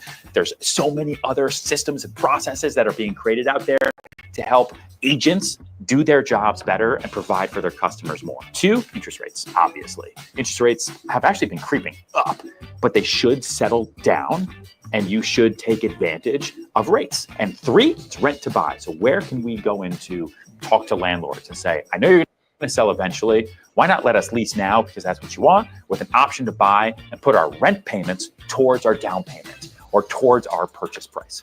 Keep that in mind. We'll talk in a year and you'll be like, oh yeah, he was right. These are the top 3 real estate questions that I get. So I'll let y'all go ahead and I'll let y'all get stabbed at that first while I look for the next clip. Set a mouthful on that one. Right. Yeah, I mean, it's I'm wondering, like, I'm wondering what's his audience is, and like when he's talking about real estate tech, is he talking to real estate agents? So if I took a little bit of notes here, right? So his first one was tax, the next one was rates, and he's expressing that they're going to settle down, and then the last one was rent to buy. Um, so, uh, I'm not really familiar with rent to buy. We could speak a lot. The three of us here, we could speak a lot towards rates and how we do all expect and hope that they'll keep coming down throughout the next year. Um, in as far as like tech, I'm not sure what he's getting at. I'm kind of like struggling to speak towards this video. What are your guys' thoughts? All right. Well, my thought is that, you know what I'm saying, tech is going to help anything these days because there's AI and software and apps to do pretty much and keep you on track with anything that you need. And in relation to actual investment properties, you know what I'm saying, there are actual softwares that actually keep track of what to do things you need to still do in order to finish the project, what things you need to be looking up. Do I need to pick out cabinets? Do I need to pick out the finishes of the cabinets? Do I still need to call the painter guy to tell him about this mistake that I saw inside the property? There's all kind of apps to keep up with that stuff and send you reminders on your phone. There's also apps to help communicate with your contractors. There's apps to help you pick out things or whatever the case may be. There's AI apps to help you talk to homeowners if you're choosing to go straight to the homeowner to try to find deals. When he speak of tech, I'm thinking he's talking about technology and apps and things that they've created to help make your life easy. Even just from a numbers standpoint, you know what I'm saying? Things like QuickBooks and everything else, you know what I'm saying? Those things are there to help you keep track of, am I actually making money on this project or am I bleeding money? You know what I'm saying? I'm end up losing my shirt on this project. So everything doesn't have to be a scratch pen and paper. I think he's just saying, hey, look, if I can easily access this through my phone, have an app on my phone, it just makes me more efficient in any project that I go into, period. Now, he was talking more so about real estate agents, is what I believe, but the same principle can be applied to investments as well. Right. Well, yeah, he was talking about both. There's tech actually cut my workload from 40, 50 hours a week to 5 hours a week. So I spend probably 5 to 10 hours now a week actually doing work. The AI is taking over. So you can use AI for contacting these homeowners that possibly did put it on FISBOs. You could do any type of list that you want. You could do people that upside down people. You could do whatever. You can have AI do whatever you want now, and then you can have virtual assistants to comb and make these lists and comb them through. And all you got to do is actually fill up your calendar and talk to them after you schedule an appointment. So there's AI now. We played last week that has your own voice. You put your own voice on there and they can make 300 calls as opposed to paying somebody $10 an hour to make calls for you. That's gone. So AI can do all that work for you. All you got to do is be the closer. Also, he's probably talking as far as agents as well, getting agents that maybe want to buy. Getting customers that want to buy, stuff like that. So AI has changed my outlook for 2025 as I'm doing other stuff now as opposed to doing all the grunt work and doing a lot of that get busy work in order to bring in deals. It's changed. Rates, I think higher rates bring in the serious buyers. When the rates get lower, then you get a lot of novices and first-time home buyers that kind of don't know and they're scared to jump in the water. So the higher rates, investors are not scared of high rates because they understand that it can refi. It doesn't sink in the newer people because they think rates are permanent. So investors are not scared of rates where they are right now because they know, first of all, they're going to make their money back. And then secondly, they always get refi. So they're not scared of that. That doesn't scare them. And there's actually more opportunity because there's less people that's clogging up to try to buy things. So stuff will, you could get them more of a deal now. So actually rates being high doesn't bother me. So, and then the last thing he said as far as Um, uh, he said race. He said tech, and the last thing was Rent to buy. rent to buy. Rent to buy is going to be the new trend. More and more people actually building to do RTB, rent to buy. That's actually your initial RTB, man, rent to buy. Mhm. What that is that that's all it is throwing chum for people to actually make their house move a little bit more and make and because what happened is just like me, I put my house on the market 3 months ago, had moved, so I could put a tenant in there, lease it, and then have that some part of that payment go towards buying.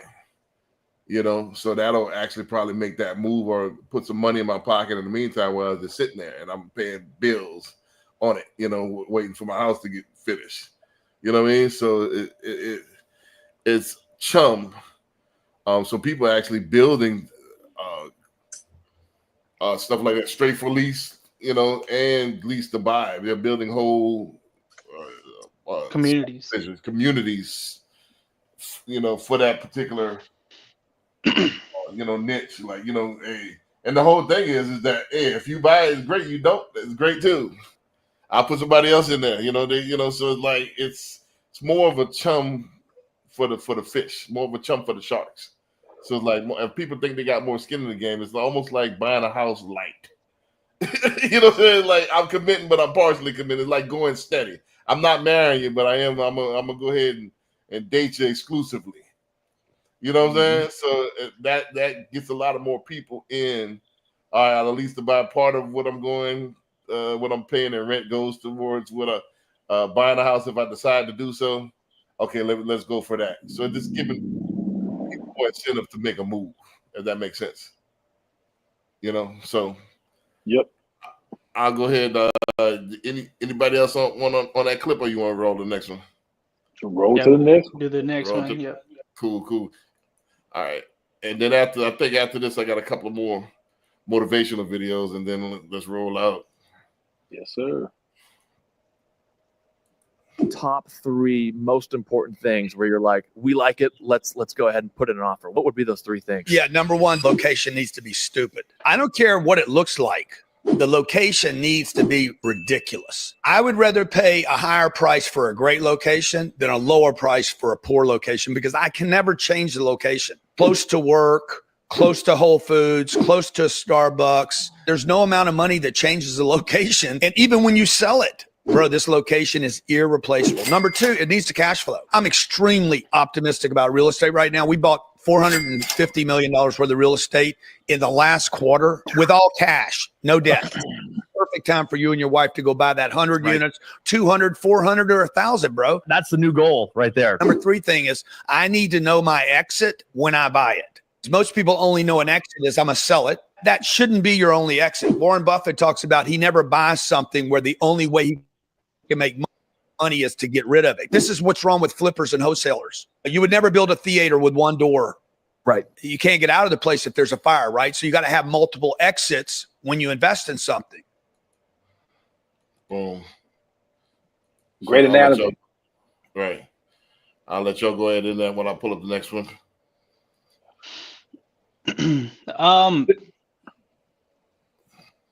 I'll go over them. I'm kind of trying to do this now for us with these people who have multiple points. So he said location, cash flow, and exit plan. My only point on location is that's kind of like everybody's gonna have a different something that they're looking for. Somebody wants that piece of land that's isolated. They don't want to be by anyone, right? um you know I ended up buying in a city like an hour outside of Phoenix, right? Phoenix, the Greater Valley area being like the bigger, the more populated area, but I could tell that this area that I'm in, that it was booming. I can tell that, okay, they're going to be building a lot of houses in the next 5 to 10 years, and they're going to continue building on the outskirts. And so, I mean, location is awesome, but again, you gotta think about what you're trying to do with this property. Obviously, as far as cash flow, that's some people, that's all they care about. You've heard about people buying properties with negative equity, right? Meaning it's upside down because the property has cash flow, right? I've heard about people doing those types of investments. And then, as far as like the exit plan, that goes to your point, Brandon, that you've been making, right? You know, um, how long are you going to be in this property? And when you do decide to exit, how is that going to be? What's the strategy going to be? Come into it with a plan. So yeah. That's the biggest thing to me, you know what I'm saying, is starting it off with a plan and having multiple exits, you know what I'm saying, absolutely makes sense. Because if one avenue doesn't work out, you know what I'm saying, you got to make sure that you already know what's my plan B, right? Because as you go through a project, as you're renovating a project or whatever the case may be, different things are going to change, whether it be in life, the project, or whatever the case may be. So you have to be prepared for whatever. What if you put that property on the market and it doesn't sell? You're waiting 3 months, you know what I'm saying? You've made 3 months of hard money payment or whatever the case may be. And it's not selling. So now, you know what I'm saying, you're running slim on your savings or whatever the case may be. What is your plan B in order to kind of get this thing out your hair? And you know what I'm saying? And taking a loss is never an option that you want to take. So when you go into a project, you need to understand that I need to have multiple exits of how I'm going to do this. If I can't sell it, is it going to cash flow? I need to understand if it's going to cash flow, because if it's not going to cash flow, then maybe it's not a project I can get into if I'm dealing with slim amount of money. You know what I'm saying? Those are things that you have to think about in the beginning. The other thing is this too, is that you're always willing to pay a premium based upon location. I 100% agree with that.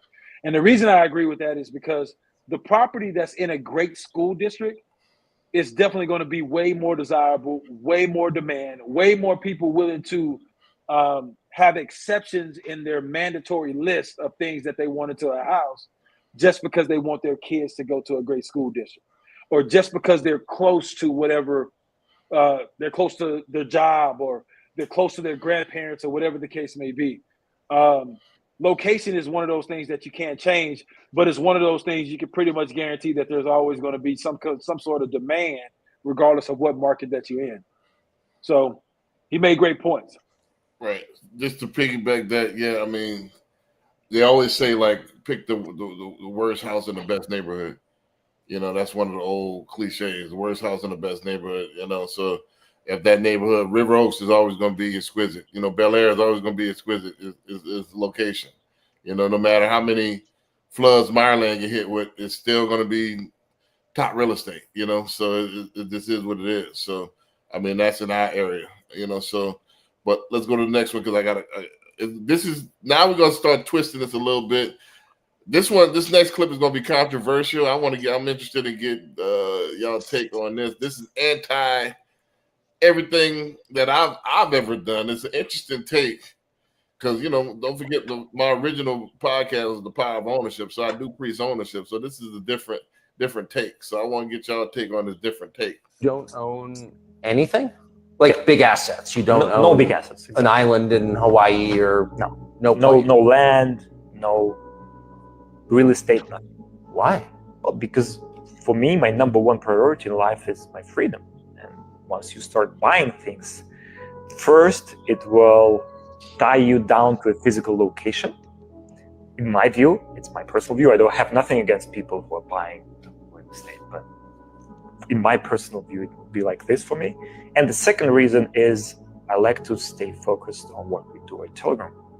So I know that if I buy a house, I buy a jet, something like that, I would be spending time on trying to make it nice. Yeah. This will require a lot of time and effort. Would you go with leather seats or velvet seats? Exactly. And you're not even going to choose. Yes. For me, I would rather make decisions that would influence how a billion people communicate, rather than choosing the color of seats in the house that only I and my relatives, or probably a bunch of my friends, will see. Interesting. You don't own. Very interesting. What do y'all think of that right there? So I kick this off by saying, you know what I'm saying, I start to believe that once you get to the one percenters of the world, you start to think completely different than the rest of the world, is what I truly believe. Right. And and I go to another example when you talk about Grant Cardone. Grant Cardone talks about, you know what I'm saying, not actually owning the house that you live in, renting the house that you live in. I think for a large majority of America, it's not the best process to go through to not own the home that you're in, to rent the home that your primary residence, right? But, you know, to each his own, but I do feel like, you know what I'm saying, he will get to a point where he will have remorse about that decision.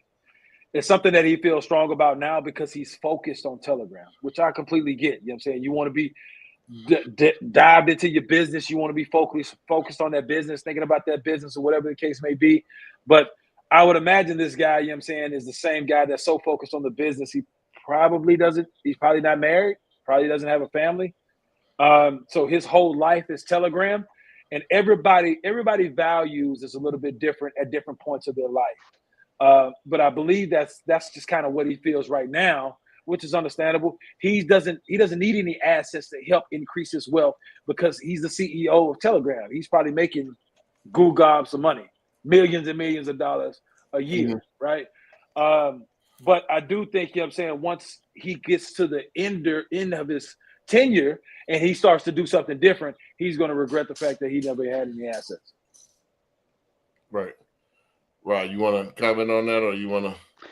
Yeah, I mean, I'm over here just like, you know, kind of typing away on my computer, trying to understand, because it's not my first time I've heard this philosophy, and like, I mean, I'm with you, Brandon. I mean, I don't really get it. And then I think Corey started to touch on it here in the beginning, right? The one percenters, because, you know, like the other person, I'm not sure if this is true. I'm like the hugest Elon Musk fan, but I think I've heard that he doesn't own like a piece of real estate, and that he has like a mini home and stuff. And I'm just thinking like, yeah, I mean, we're talking about the richest guy in the world, right? You know, I think I also heard, you know, real estate has made the most, I think, millionaires and billionaires, you know. You know, I don't, like I said, I've heard more than one guy say this, but you're talking about people that are well off, you know. I don't get it, man. I don't know what they're trying to. I mean, I do get the whole freedom thing. You know, you don't own a property. You know, you can pick up and move, but you know, you can go wherever you want. But at the same time, like Corey's saying here, like, you know, are you gonna be in that boat, you know, when you don't when you know when you have a family, you know, you're not gonna have when you have a family, it's all about stability, you know, for your children and for their futures, you know. So yeah, long story short, I feel like I'm rambling. I don't entirely get the message that they're saying. And maybe like Corey was touching on here, maybe in your early years, you know, don't worry so much about home ownership. But then again, that just depends on what your goals and aspirations are. You know. Yeah. I mean, this the piggyback. I don't get it. That's totally like anti me. I could get this to try to be empathetic of, you know, what Grant Cardone said. If I was filthy rich, yeah, it would kind of make sense to not own one of those multi-million, dollar properties. But then again, it's good equity. I mean, it's hard to sell those things too. I'm talking about when you're talking $10 million, $20 million properties. I would just rent it and it'd be a tax write-off. I get that part of it. and then I wouldn't stay in the same spaces, too long. I would, Miami one year, Southern California the next year. I would move around and just rent and just write it off if I was filthy. But for the rest of us, that's not in that category. I mean, that's like Corey said earlier in the show. It's got a forced savings plan. So it's one of those things that's better than putting your money in the bank.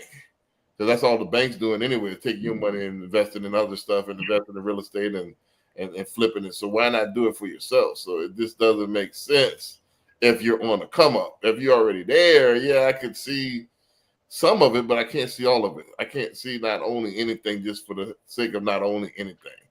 I can see not owning a primary house because I would want to move so often. I would get bored. I wouldn't stay in a house 5-10 years. I would, 6 months, and I would want to switch scenery. If I just had it like that. So, but I could see that. But for the rest of us that's, live in the regular world, I can't switch houses like cars. Yeah, it to me it feels like I don't know if you've heard this, but as housing prices are getting a little bit more up there, they're saying home ownership is becoming less and less of a reality, right? But like honestly, man, like nothing's gonna keep up with inflation like real estate. I mean, at least not in my eyes. Right. And again, I kind of have my GPT up here, and it's like it's making the argument for and against owning real estate. And then it says here, so this is the arguments against owning it. It says high cost and maintenance, lack of flexibility, illusion of security.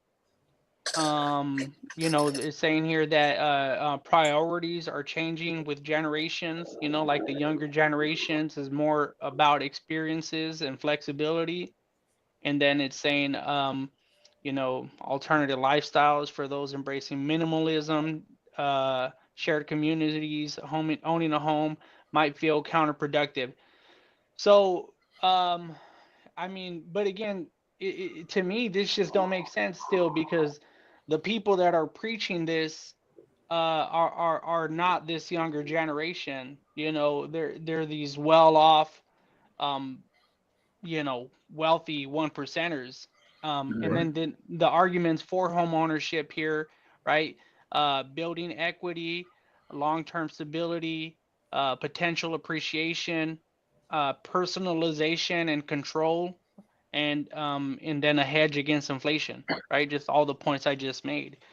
Um, so again, I could see that argument in your younger years, but as time goes on, you want to own your property.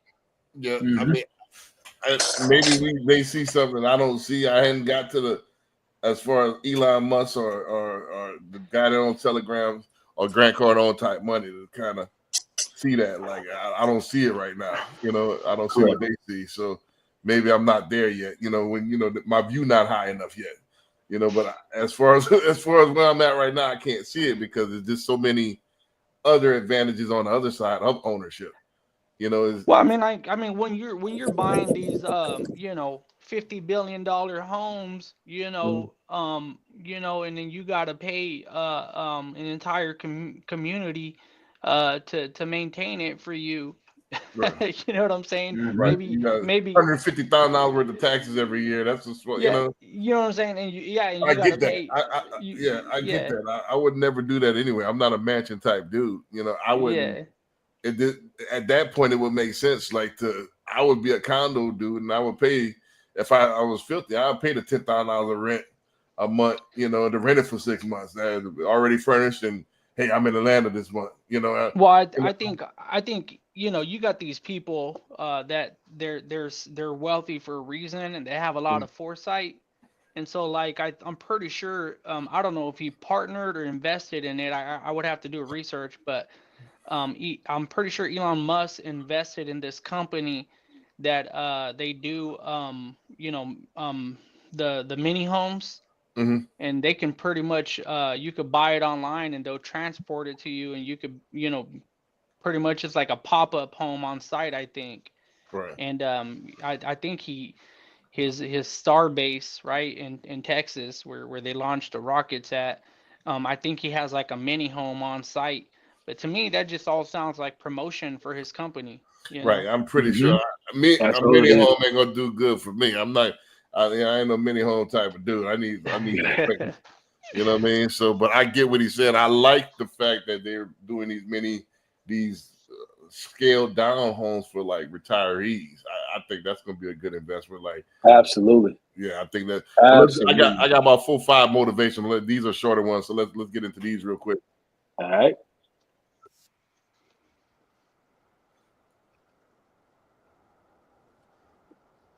About it. Don't forget the past. You can learn from it and get better from it so you don't make the same mistakes, but you got to stop regretting the past. Number 2 is stop worrying about the future. Psychologists have found that 85% of what you worry about on a daily basis will never happen. That's a waste of your energy. That's a waste of your time. And number 3, stop looking for your happiness in other people. Other people cannot make you happy. It is absolutely impossible.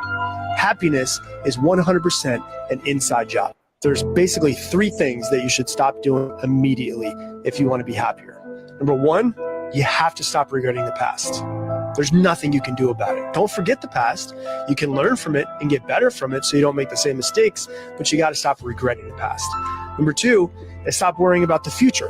Psychologists have found that 85% of what you worry about on a daily basis will never happen. That's a waste of your energy. That's a waste of your time.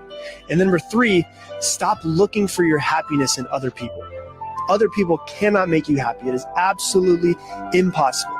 Happiness is 100% an inside job. There's All right, so I played it twice because we had cut off part of the front. I'll go ahead and run it real quick.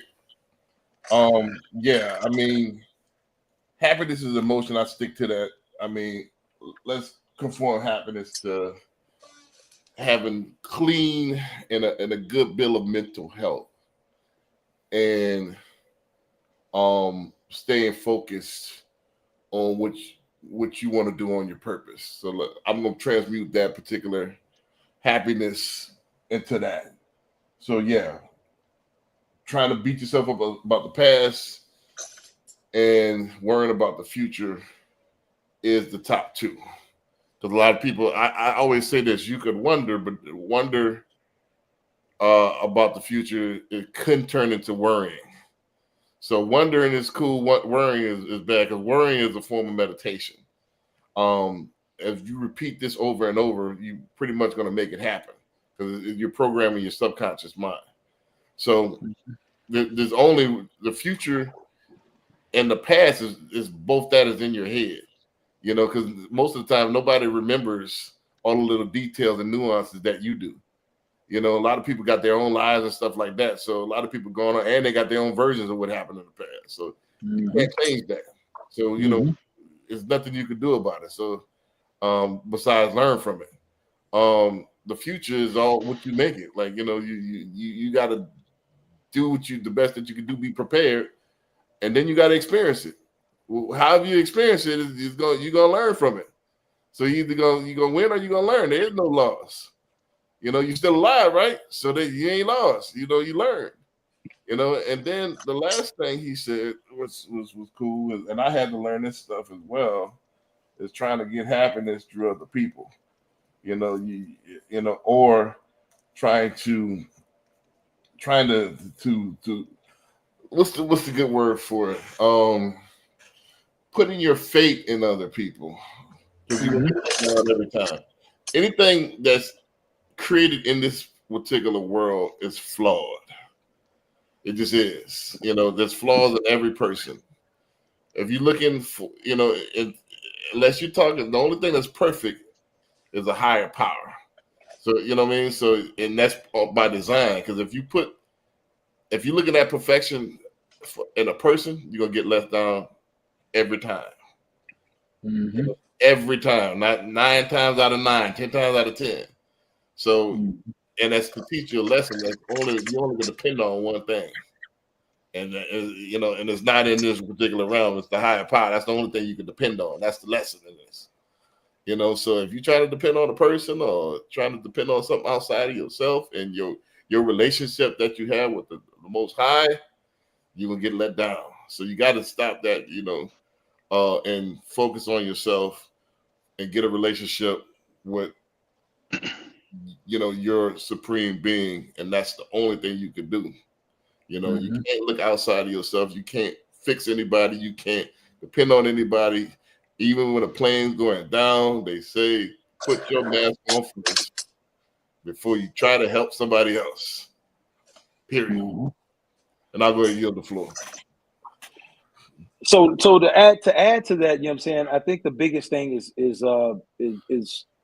when it comes to this is just period mental toughness is all it boils down to. If you have to think about it, you know what I'm saying, and have to relate it to anything, you have to think about the greatest athletes in the world have to be mentally tough, because you're talking about athletes and people that have to deal with criticism every single day, everything that they do. And the first person that comes to mind is LeBron James. Everything that he does on the court and off the court, there's somebody there to give feedback and judgment about what he does. And if he actually listened to that and let that dictate his happiness, he will be miserable all day, every day. And it's the same thing for any other great athlete that you can talk about, Michael Jordan or whatever the case may be. There's criticism that comes with every single person that's out there.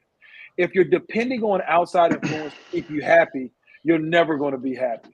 But it all boils down to mental toughness. It's just something that you have to actually teach yourself, and you have to learn to understand that you create your own happiness, not outside influences. Once you can actually get to the point where you understand that and you actually live that, you'll start to see your whole mindset, your life, everything starts to change. Now you're in control. You're not letting other people be in control of your happiness. Right. Rod, you want to get in on that before I go to the next? Yeah, yes, sir, man. I mean, I actually really love this part of this, this podcast or whatever we're calling what we're doing here. Um, you know, um, what he touched on there is he said 85% of what you're worrying about, I think he said, won't ever happen, right? And then what you said here, worrying is a form of meditation. So, you know, a lot of times, what you're taught in many different aspects of life, right? Sports, personal growth, decision making, even driving a car, right? You got to look where you want to go, right? You're looking towards the fear and all the things that can go wrong, or are you going to put that mental energy towards how you're going to make it happen, right? It's like my brother, he's an electrician, and he's kind of like, trained how to do things the right way. And one time he's telling me all the reasons on why it can't be done, and I'm like, come on, man, tell me how it can be done. I don't want to hear about how it can be done. So you gotta look, where you want to go. And I'm preaching to myself here, because a lot of times, we have these high aspirations in life, and we put a lot on the line to achieve our life goals and our aspirations. But the funny thing is, when you're doing things that matter that much to you, you know, you're that much more worried sometimes, right? Because it matters that much. It's that big of a deal. And you start thinking about all the things that can go wrong.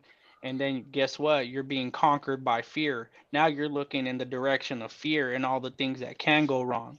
Like you said, you're meditating towards all the things that can go wrong, and guess what? They're gonna happen, right? Right. Um, so yeah, man. I'll end what I'm saying here with two questions, and then a quick answer to both of them. How do you get rid of fear? Repetition, right? So to Corey's point, these supreme athletes, Kobe Bryant's, the Michael Jordans, the LeBron James, you know, they're taking these buzzer beaters, but what do they all say? They ain't scared of it.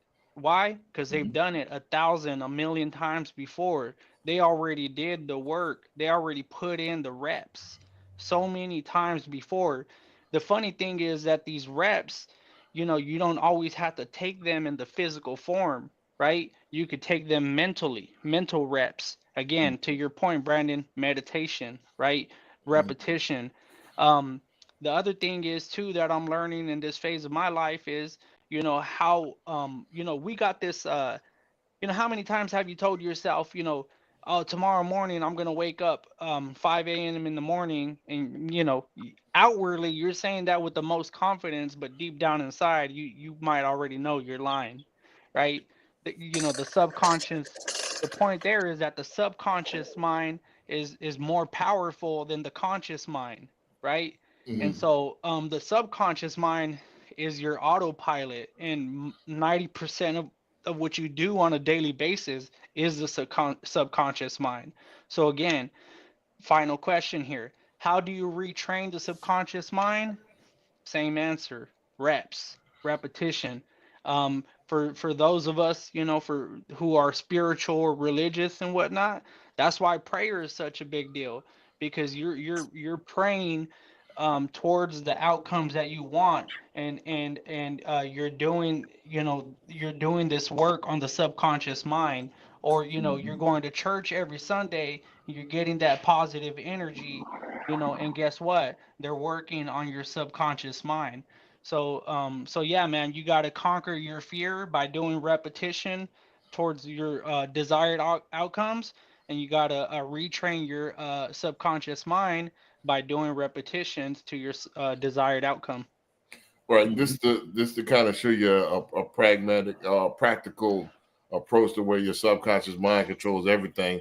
When you were working at the cell phone place, did you think about every morning how to get there, or did you already know? Were you already, all right, I got to put my foot on the gas, stick my key in the ignition, turn it this way. All right, let me go ahead, move my hand this way, my thumb here to go ahead, press this button. It's already, what to do already. It's already programmed in you. You did that by repetition. You went to the job a million times. You don't even think about it till you get there. I'm there. Once I get to where you ain't even thinking about the drive there anymore. You think about what you're gonna do when you get there. Correct. Same way you can do with success. You train yourself, and it's all success becomes a habit. You don't no longer have to think about, all right, I gotta take this house, and I gotta do this. I gotta do that. Once you get the repetition enough, the subconscious mind is gonna take over. Then it becomes autopilot, like you said. Yeah. And then if I could chime in there, Brandon, and then to kind of get to the why behind the why, right? Because all of us have heard about affirmations, right? And then it's just like, the why behind the why. Why affirmations is because you're doing so many repetitions. The goal is to repeat something so many times that you retrain your subconscious mind, right? That's what affirmations are about, and those are really big, right? Every self, they're everywhere. Oh, affirmations, do them in the morning, but most people don't get why, and that's the why. Right. And this the flip side. Then we go to the next clip. I promise. We go to the next clip. If you look at people that are unsuccessful and you speak with them, you can see the glitch in their programming, because they talk themselves out of it before they even do it.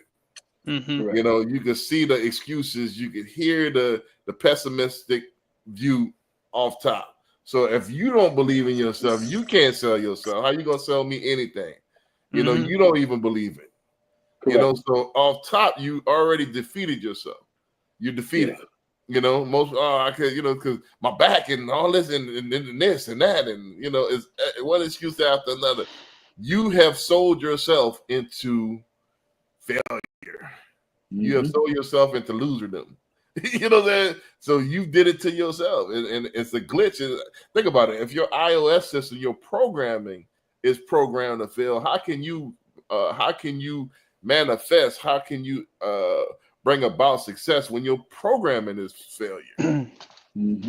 Yeah, you know what? And I know we want to move on from this topic here, but I got other clips that's going. Well, yeah, I know. That's what I'm saying. But to me, because that last word you said there, to me, manifest, me personally, I don't know if anybody's gonna take this the wrong way. To me, that's almost turning into like a bad word these days, because everybody just thinks, think about something. Manifestation don't mean nothing if you don't take action. Right. You know what I'm saying? And people are That's just a big thing. people are throwing around that word manifestation like, like $1 million is gonna fall out of the sky and land in their lap. It's, Correct. to me, manifest.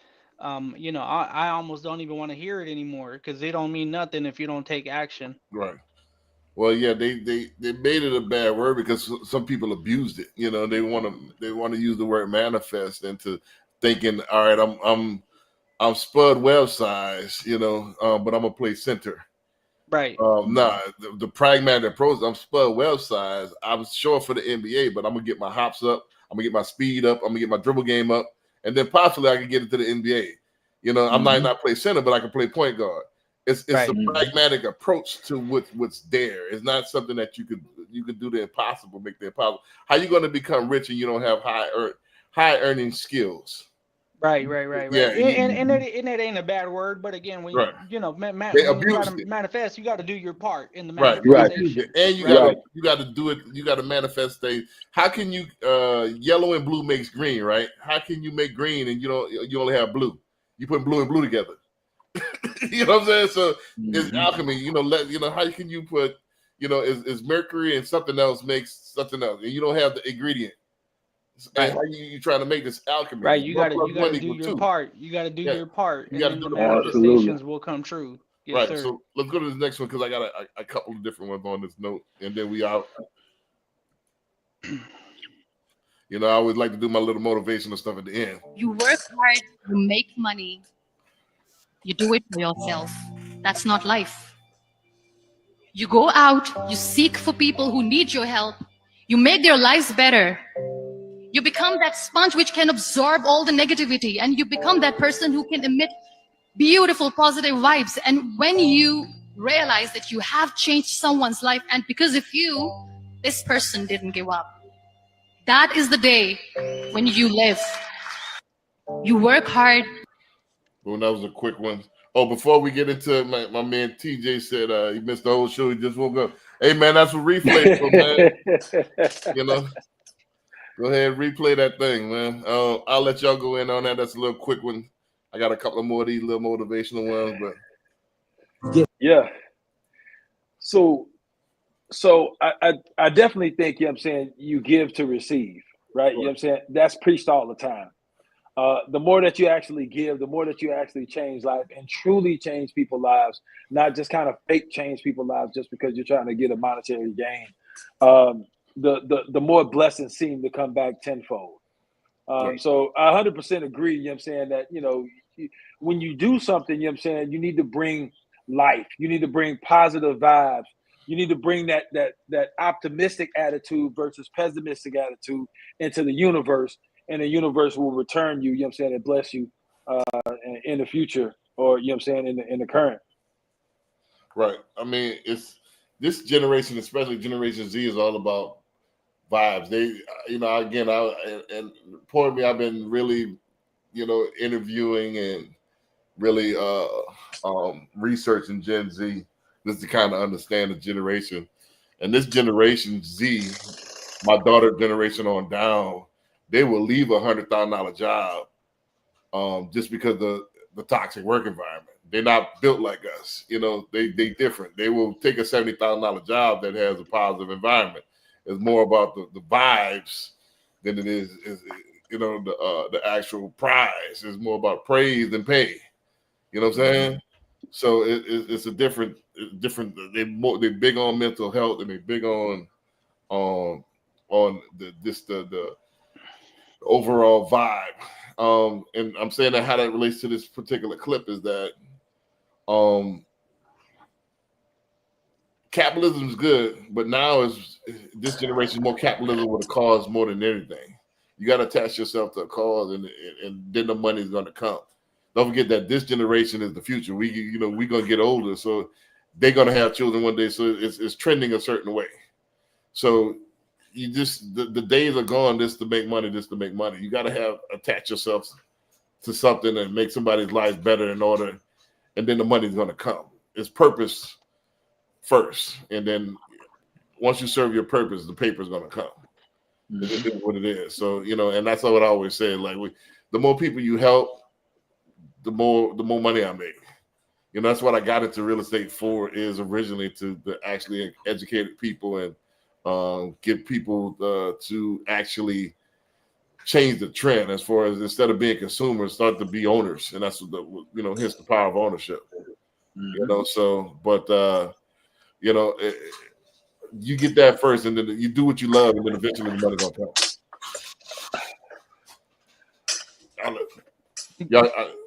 Y'all got anything on that, or can I go to the next one? Yeah, I just keep it short.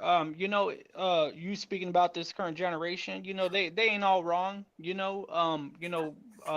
Vibrational energy, happiness.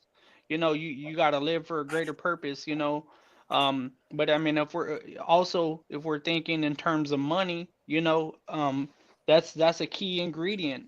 How do you bring value to someone else's life? But when you're doing that type of thing, when you're bringing value, also to Corey's point, it is reciprocal. People are going to appreciate that, and they're either going to bring you more business, or they're going to send you the business. Because you did it for them, and they're going to allow you to do it for their friends and family as well. Absolutely. So yeah, man, good video.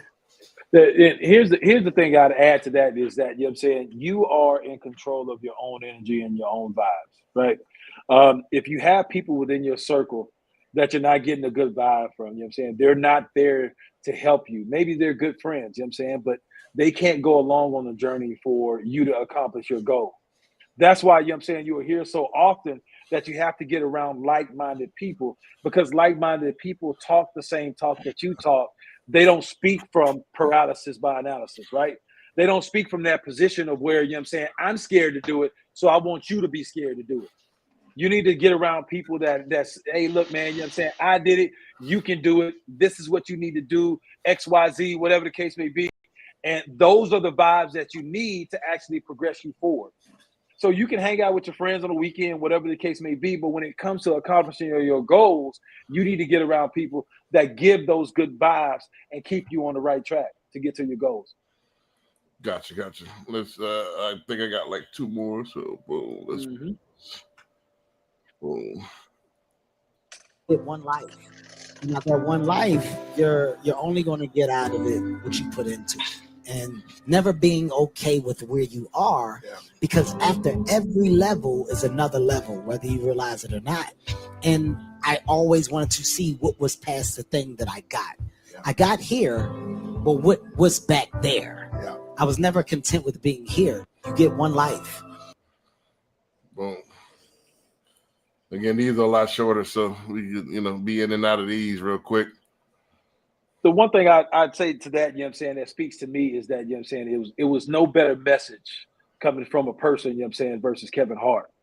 To think of what Kevin Hart did with the comedy industry, you know what I'm saying, and the way he actually sold out arenas and set records and everything else, you know what I'm saying, the way he actually put comics on a pedestal, you know what I'm saying, and put them in a different light, it obviously speaks to he actually walks what he talks, right? You know what I'm saying?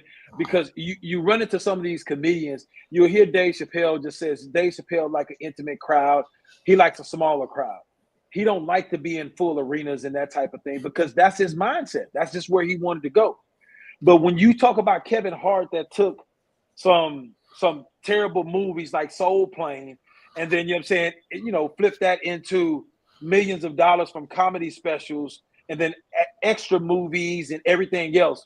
And then he got to the point where it wasn't enough just to do comic movies. Like, I'm going to do something really heartfelt, some tearjerker movies, something to kind of help challenge myself to make it to that next level, because I'm not cool with just staying in my comfort zone.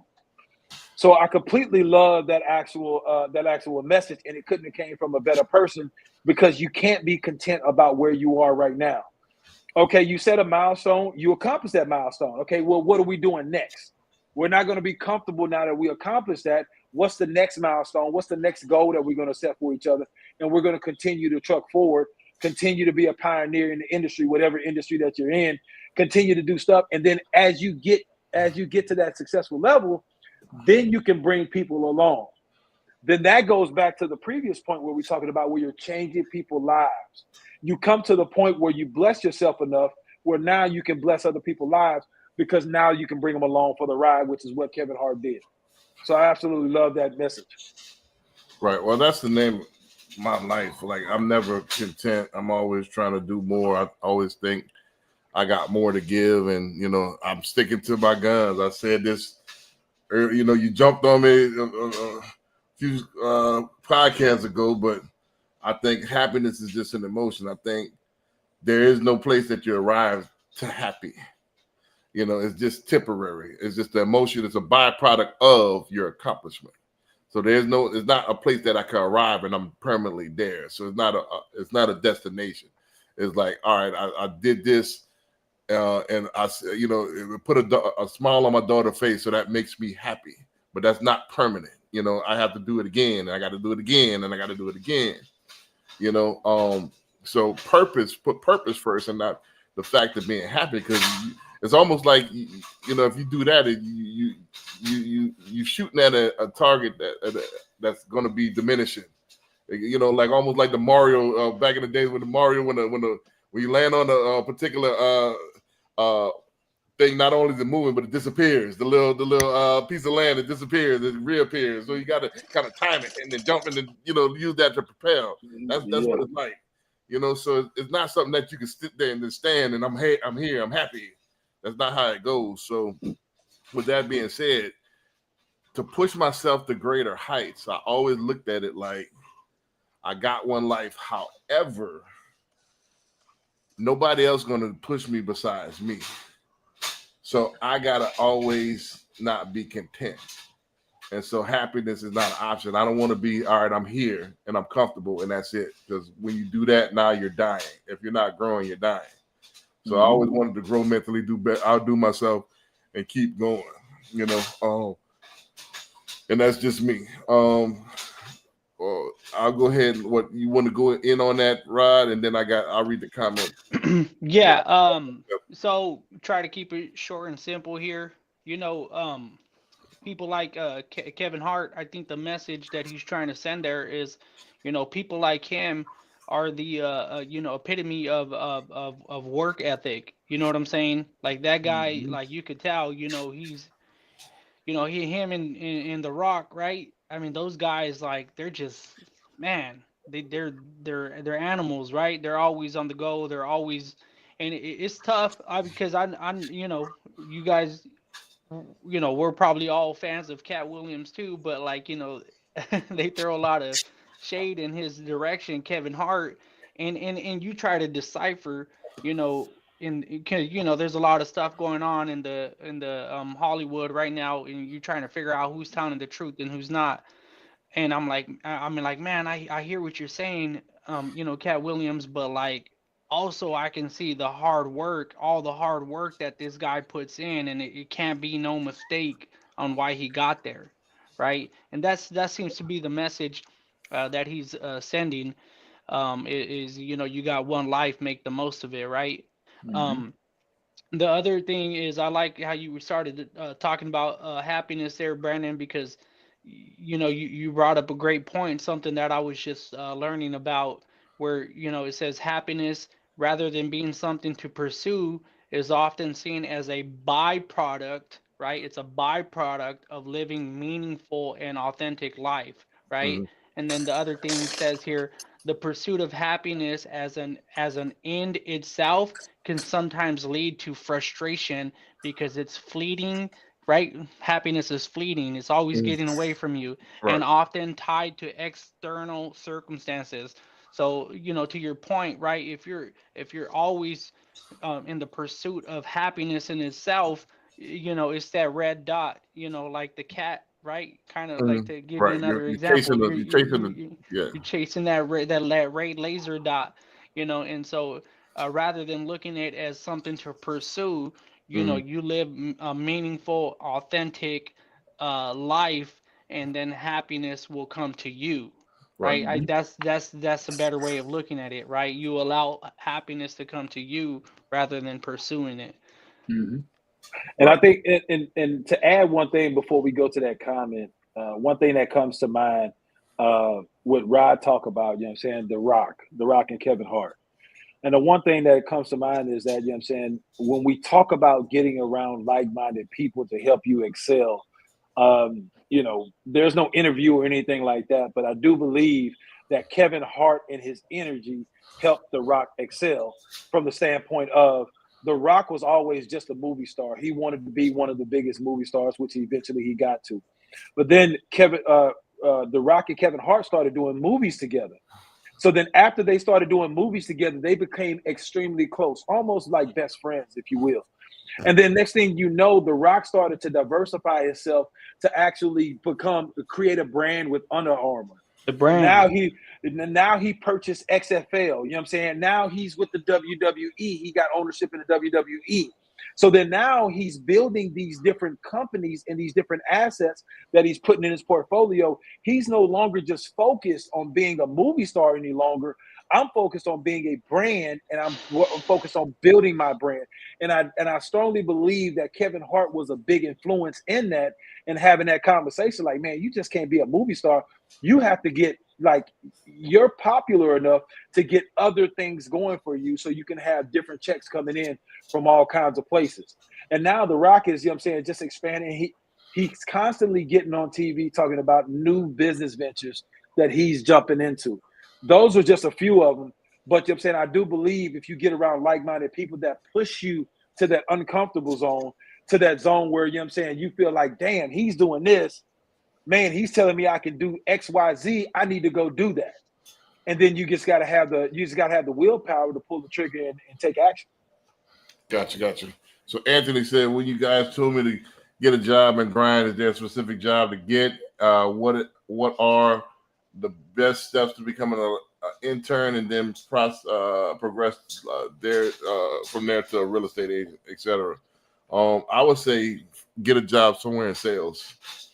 Anything that you could do in sales, get a job in sales. I mean, back in the day, we used to have Radio Shack. I mean, I don't know, what they got nowadays, but sell, like Rod said, sell cell phones, sell, something, get into something that you could use communication, because a sales job is going to do a couple things for you.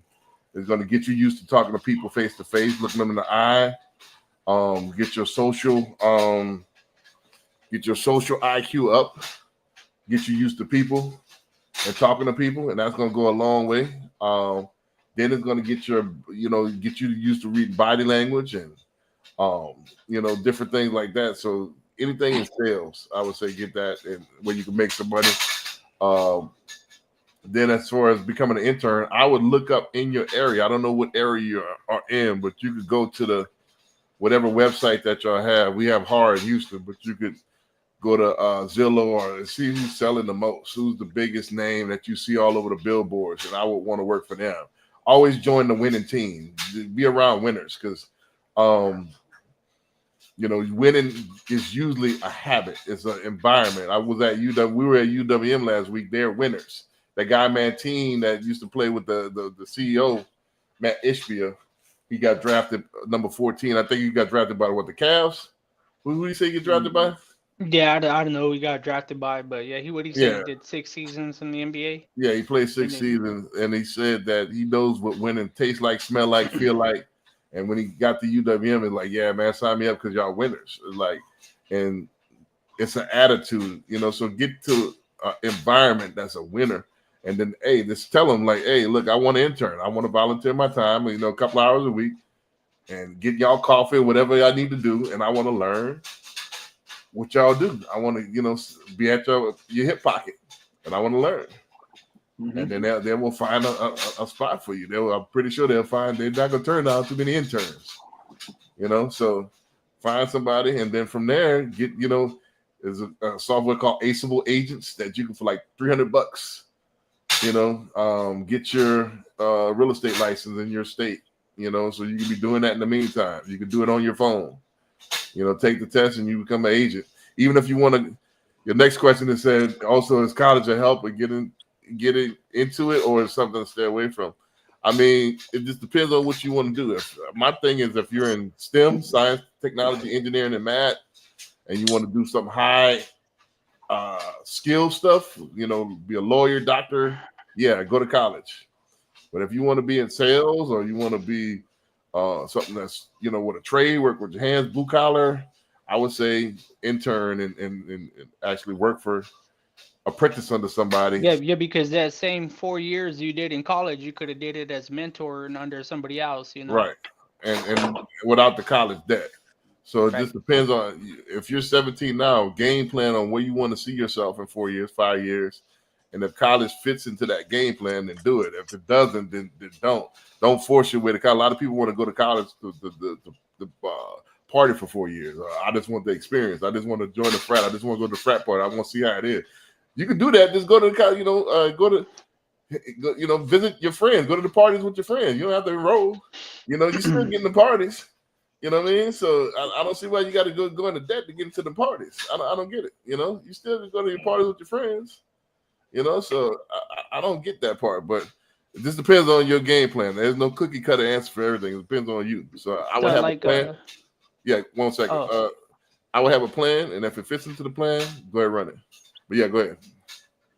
I was just to say, as you were talking, I didn't really want to take over, but I want to say, like, to your points that you were going there, like Corey said earlier, is start with the end goal in mind, right?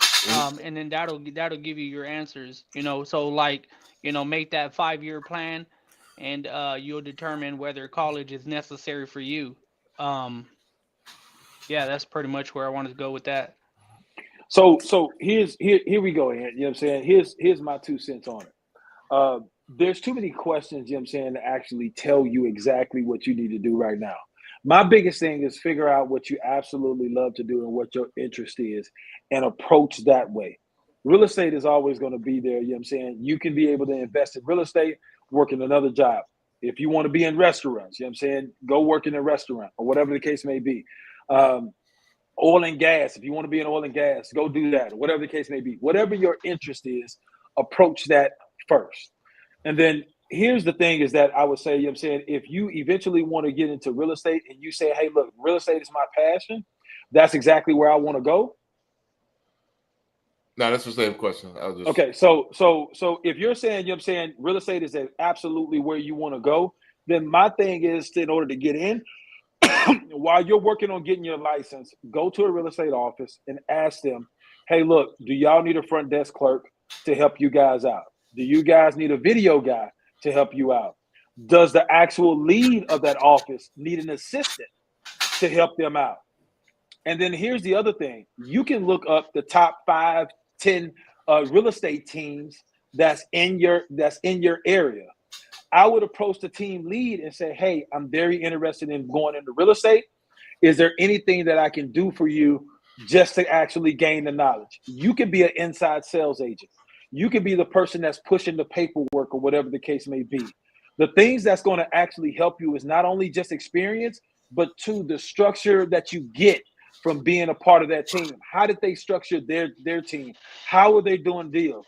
How are they generating leads? How are they doing XYZ? There's so much information that you can get just by working with a team or working inside a real estate office that you can eventually branch out on your own once you have that structure down packed. But my first thing is we don't know what your skill set is and what you're interested in. If you don't have to go to college for that, because now these days, back when we came up, college was almost a prerequisite. If you wanted a high-paying job, hey, do you have a degree? If you don't have a degree, you might want to get your degree, get some experience, and then come back. But now these days, that requirement is going by the wayside. So you don't have to force yourself to go to college at all. And these days, there are actually skills trade schools that you can go to for 6 months, a year, 2 years in order to get a certification in order to do whatever job. If you wanted to be a welder, there's a welding school that you can go to. You don't have to go to college for that. If you wanted to be a plumber, there's plumbing schools, electrical schools, whatever the case may be, you know what I'm saying? There's independent skilled trade schools that you can go to help increase your knowledge, get the certification, and then go right into the work industry. So don't feel like you got to go get a student loan paying $20,000-$30,000 of tuition for the next 4 years, per year for the next 4 years, to feel like you got to get a decent job. But the first thing is just find out what you're interested in and what you absolutely love, and then attack it. Yeah. I just want to end on that then too, because you reminded me of what I wanted to say, Corey. I mean, the key thing, Anthony, is be passionate about what you do, and then the money will follow. Gotcha. All right. One of the last ones right here. Boom. Let's go ahead and run this one. Hard to kill. Be easy to love. Be kind with your words.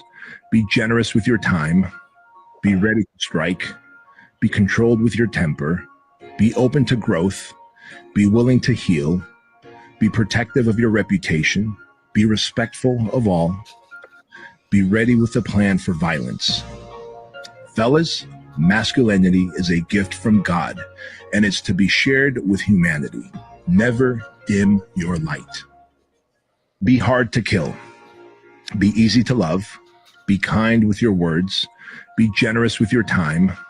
Be ready to strike. Be controlled with your temper. Be open to growth. Be willing to heal. Be protective of your reputation. Be respectful of all. Be ready with a plan for violence. Fellas, masculinity is a gift from God, and it's to be shared with humanity. Never dim your light. Man, I played it twice because I know we missed the beginning of it.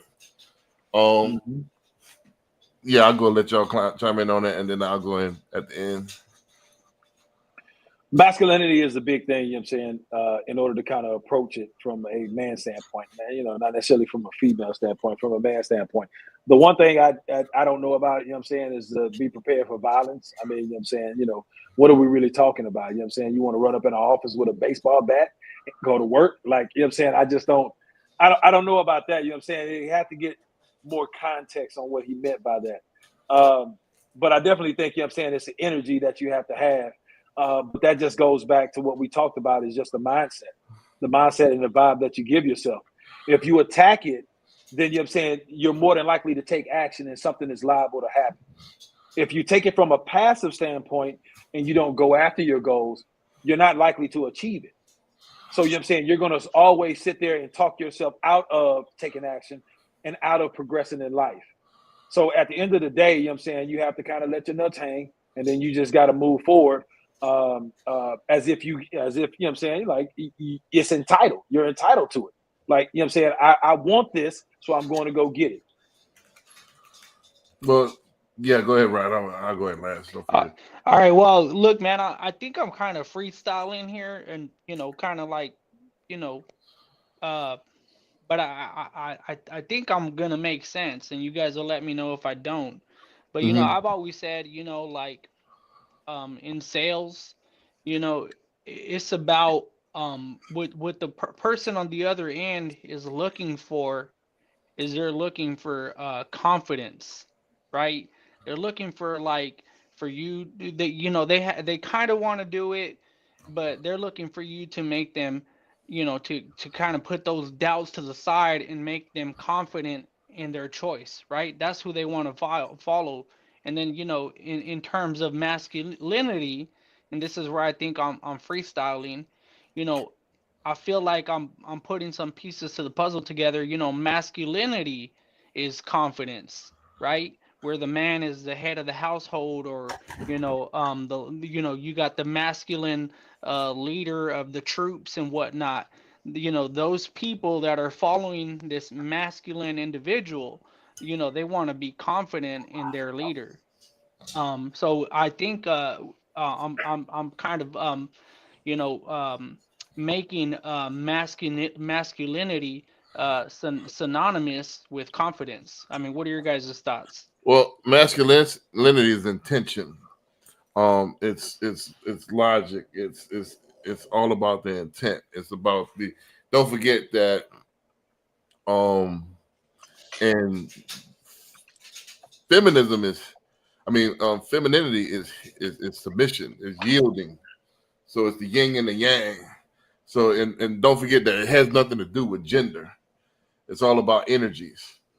So there's the masculine energy, which is the intent, the force, and then there's the submission.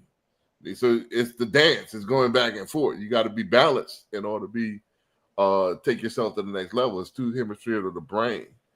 You know, so the masculine energy is the logic, the actual drawing itself, and then the femininity is the beauty, the colors, you know, the coloring in the painting. You know, it goes together like the yin and the yang, you know. It's the sitting back and admiring what you created, you know, but you got to have a game plan. So that's what he meant by masculinity, is like you got to be ready to strike. You got to, all of these things you got to, is a masculine force.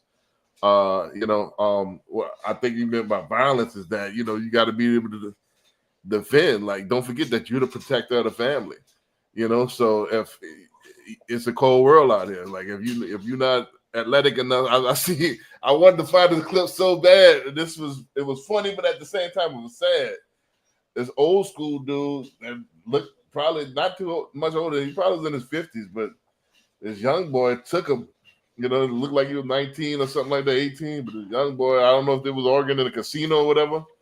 Young boy whipped him. You know, you seen that clip? No, I'm listening though. So yeah, but it was funny, but at the same time, it was kind of sad, like, because we as old schoolers, I guess I'm old school now. You know, it's funny to hear that, but you know, it just happened in a snap. You know, but we got to keep ourselves in shape because you don't know what's out there. You know, we are the protectors. You gotta be on the up and up. You know, so you got to be ready. I don't think he meant bring violence, but you got to be prepared for violence. So you got to be. I took that as. That's a Jordan Peterson quote, right? Right. Where you know which one I'm talking about? Somewhat. He said, I think he said, like, God, we got to look it up. He said something along the lines of like true, you know, you got to be able to defend yourself with violence, but not have to want to do it. I don't know. Right. I'm messing it up. I'm messing it up. You got to be able to defend yourself. So if violence brings itself to your doorstep, you know, you don't go out and inflicting violence. However, you got to be prepared. You know, it's always preparation is basically what he's saying for the extreme situations. That's what I took it as, not as bringing violence to someone. You know, so that's what I took it as, the context that I took it as. But all of these things as a man is the burden that you wear as being a man. You know, you have to think about all of this type of stuff, you know, and then it's not, and all of this, the common theme is being uncomfortable, you know, and I got to smell myself and so, you know, I mean, a youngster might whoop me right now. You know, I'm not I don't think I could do 3 minutes of a full-fledged fighting right now. I think I got a good 30 seconds in me. You know what I'm saying? But I don't know, minute and a half, the youngster might get the best of me. But that's on us as men we bear that burden because I got too comfortable. And my daughters, you know, 27, and like, man, I ain't got no young kids that I might have to two-piece somebody down. I just made it past the teenage years. I mean, I got guns, and so I'm good. You know, but what if they ain't got no guns? You might have to defend something, man. You're the defender of the family. We kind of lost that. So, I mean, this is burdens of a man. And masculinity is, like you said, is a gift of humanity because without this aspect of the divine, everything falls apart. You know, everything falls apart. We are the head for a reason, but we bear the weight of the world on our shoulders. We are Atlas. You know what I mean? So, I think I got one more. I wanted to play this one as a fun clip. This one is a fun clip, man. To show like Gen Z. I mean, this is probably Gen Alpha right here, but this dude right here on point. But all goes to show what we were talking about, man. That the masculine force, you know, and just the work is what is going to separate you. Arkansas, born and raised. Not even went to college in Nashville, Tennessee. And Knoxville is not too far away from Nashville. And I had no idea that they had ballers like this getting ready to come up into the ranks and start taking over. And this is a quarterback by the name of J.D. Gillum. If you're wondering what J.D. stands for, is what he does on the football field. Just throw dice, because this dude is an absolute dart thrower. He's an amazing gunslinger. And I know y'all see these. How is he balancing himself and throwing these darts 30 yards deep on perfect back shoulder? How? He's staying on the ball too. I know I can't even do that. I know grown men who probably can't even do that. He's putting in real work. He's putting in real work. Knoxville, Tennessee. You look up the QB hit list. He is going to be the number 1 QB in the nation, 2029. Knoxville. I went Nashville is not that far from Knoxville. And brothers out here getting it in. And I know y'all probably gonna say, but where the game film? Was he doing anything in the game? I could do that. Everything he's doing. All right, bro. We already get it. Y'all gonna hate on this young man, even though he's doing some things that a lot of guys his age in the 2029 class. He's an 8th grader. Look at his footwork. Look at the ball placement. Look at the accuracy. Look at the swiftness. And then when he get in the game, he's out here looking like Mini Mahomes because he's throwing 50-yard bomb cross bodies right on the money. He's scrambling out the pocket, making it look easy. And please do not let him get running, because, bro, this dude is amazing. J.D. Gillum is tough. From the South, Arkansas, born and raised. But I just played that as that was the last clip, man. The show it's about putting in that work, man. Putting in that work. And not all the Gen Z is out there lazy, or the younger generation. Some people it's either or. Some people really putting in that work to be great. And so to go with the Anthony said, I'm glad Anthony got that mind frame of, hey, I'm serious about this thing early, and I want to get into this thing instead of, all right, let's live and see how it goes, and I'm gonna figure it out as I go. This dude right here, as an 8th grader, I guarantee you, in his mind, he got Heisman, he got Hall of Fame right now as an 8th grader in his mind, the way he working, and he's showing it on film, like. Where he taking it, that boy on a man. You know how hard that is on a ball. You throwing that ball 30 yards down the field, man. You know how hard that is. Trying to balance yourself too. You know what I'm saying, on the ball so you don't fall out. Shoot, that's man. So he's doing that, and like you just said earlier, the repetition, man. The repetition. It's in the subconscious mind. This is gonna be not a thing. Think about it. In 4 or 5 years in college, you went through high school with this, and the pro, by the time you get to the pros, greatness is gonna be like breathing. It's just like breathing now. Mm-hmm. You don't wait till you get it. All right, shoot, I'm here now. Let me go and try to practice. That's what a lot of us, Vic, and I heard about Vince Young and all that, just relied on their talent and didn't put the work ethic behind it. They could have been Hall of Famers. What's your boy name? What's that boy name? That was number 1 for the Raiders. From the H-Town, Jamarcus Russell. Mm-hmm. Jamarcus Russell was another one. Talent, and no ethic behind it. Mm-hmm. Yeah. You know what I mean? I had that conversation with my children just about last week. I'm an 8 and a 6-year-old. Talent versus work ethic. And I kind of went over a few different athletes, like this. I think LeBron is like he's both, right? He had the talent and the work ethic, preparation meeting, right? But you got maybe I would say Kobe Bryant didn't have quite the athleticism and gifts that say Michael Jordan had, but he had all the work ethic. Right. You know what I'm saying? And then Jordan was kind of like the flip of that. He had all the gifts. I don't think he had, like LeBron. He had the work ethic.